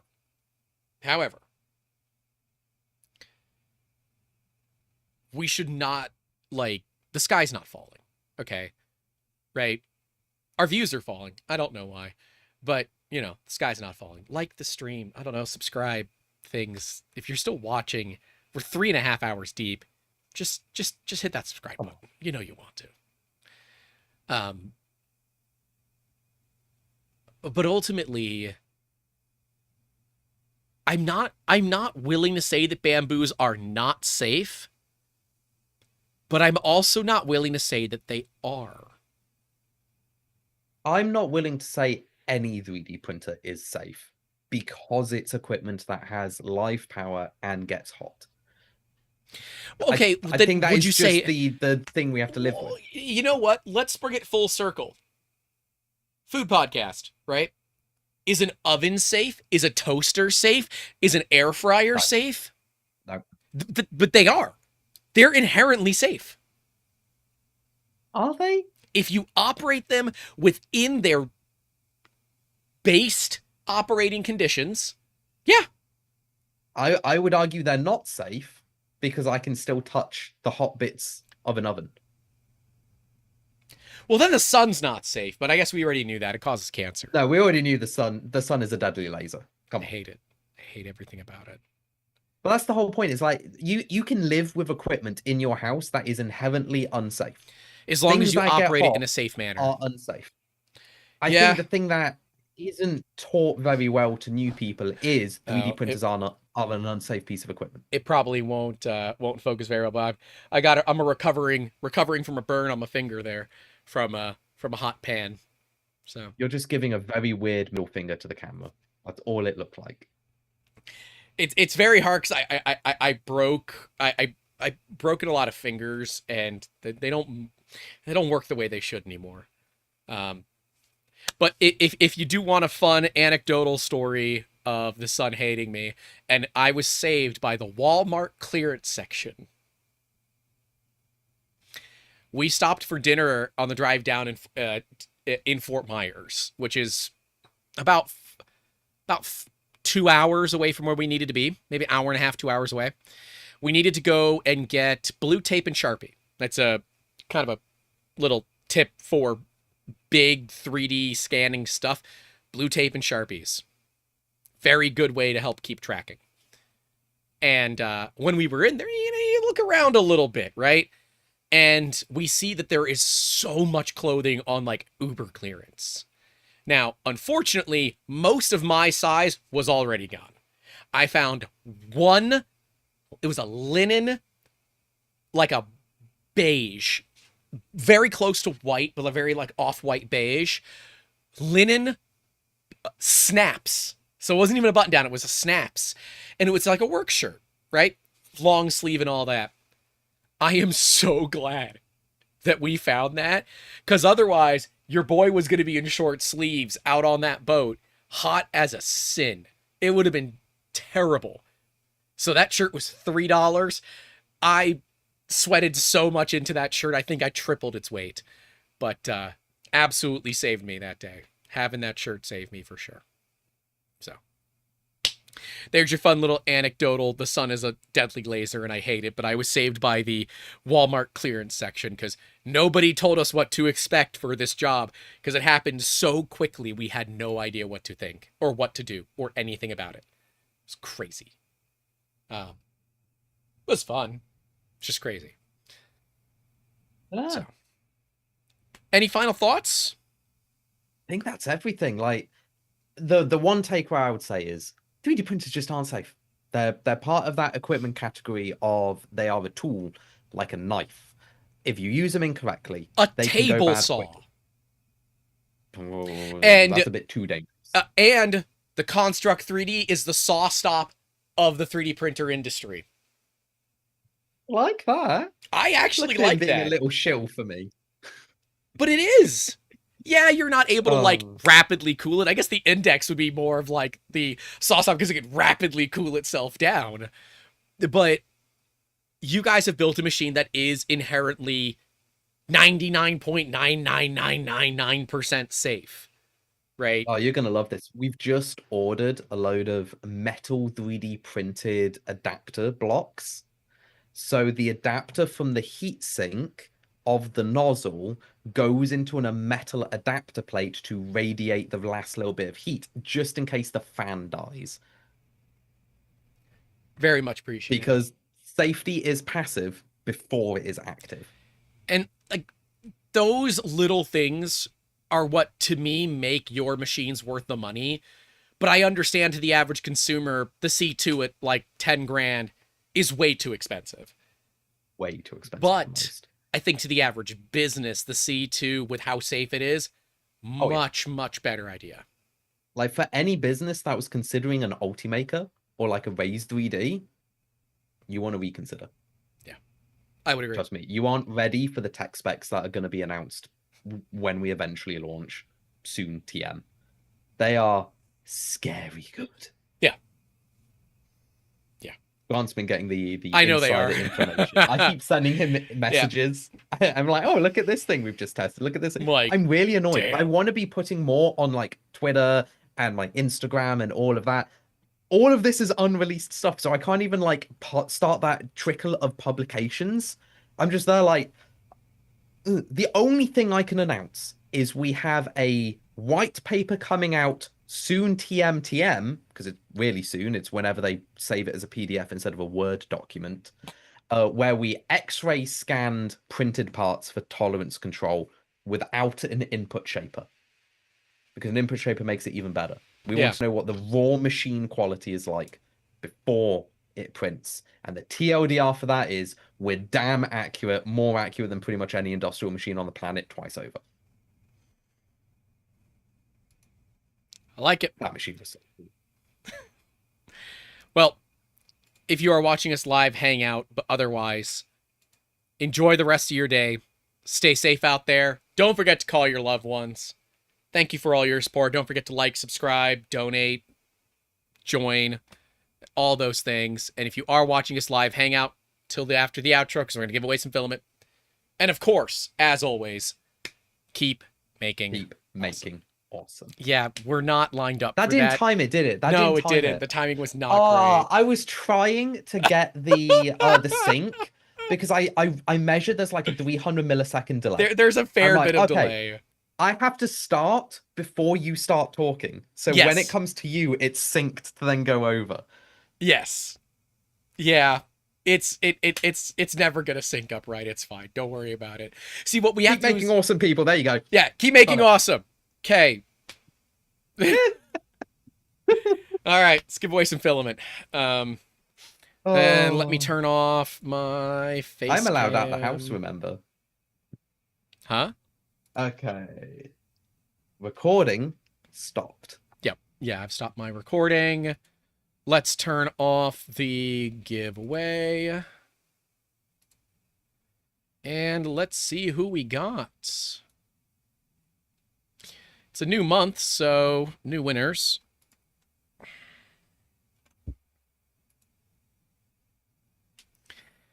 How many rolls? How many rolls do y'all think we should give away? Y'all tell me how many rolls we should give away. Comment in the stream. 30 minutes. Huh? 3 hours, 30 minutes was the length of the stream. Yeah. Yeah, you guys put in the chat how many rolls. 4, 3, 3, 5, 9, 6.9, 3.5. If Printed Solid had 500 real or 500 gram rolls, I would do 3.5 because that is honestly legitimately really hilarious. Funny. Yeah. Super freaking awesome. I would do that in a heartbeat. Let me make sure that this name is good. Oh, there's the last name on the list. That's cool. Andrew Rogers wins a roll. I saw him in the chat recently, so I'm just going to mark him as green. All right, let's spin again. Oh, we should be really mean one time where we're like, oh, we're going to give away 3 wheels, but it's actually just one 3-kilo wheel. They don't do 3-kilo reels either, so... They don't do 3 kilos? No. Ah, unacceptable. Saul... How else are they supposed to use the high volume bays in the construct too? There's no 3-kilo wheels. Saul T. Rectum. Hardly knew him. Let's see. Oh, he's not in here. Okay. Well, Saul, if you're here, you win. Do they do 5-kilo wheels? I think they're only doing 1 kilo. They used to do like 2.9, but they've changed recently. So they can't even use the ultra large filament bays. Ooh. Look, I'm sure if you asked, it could be done. Oh, is he still here? Let's see. Is he still here? Okay, Saul is here. All right, well, there's Saul. I see Saul. Let's see. Hey, Doug, you win a shirt. Did Doug win? Oh, Doug yes. wins a shirt. Yes, Doug wins a shirt. Just DM me, everyone. The winners, DM me. And I will get you guys your prizes. Doug gets a shirt, though. So... Doug will get a any shirt from the store that he wants. I can't send him filament, so you know I can't send filament overseas. So this is the way it goes. But thank you all. We're gonna let's go send you all to go hang out with Mr. Steve Builds. Yeah, and those of you that are still waiting. If you haven't heard from me recently, it might be because it is out of stock. There's a lot of out of stock stuff. I could send the filament to Rob. Although what I could do for Doug, I could hold Doug's roll and get it to him at 3D Printopia because Doug's going to 3D Printopia. That's Doug, let's. Yeah, all right, Doug. Then you'll get that choice, Doug, if you want, because it's in a month. Right. And yes, reach out on Discord if you won. That would be preferred. But yes. Yeah. All right. We're going to have you all hang out with Mr. Steve Builds. We'll see you all later. Enjoy the rest of your days. If you are part of the Discord, we are going to be there hanging out as soon as we're done. So we'll see you all over there. I've got a bunch of work to still do today. So we'll be hanging out in there, getting some work done. Enjoy your time with Mr. Steve Builds. Take care, everybody, and we will see you next time. Bye.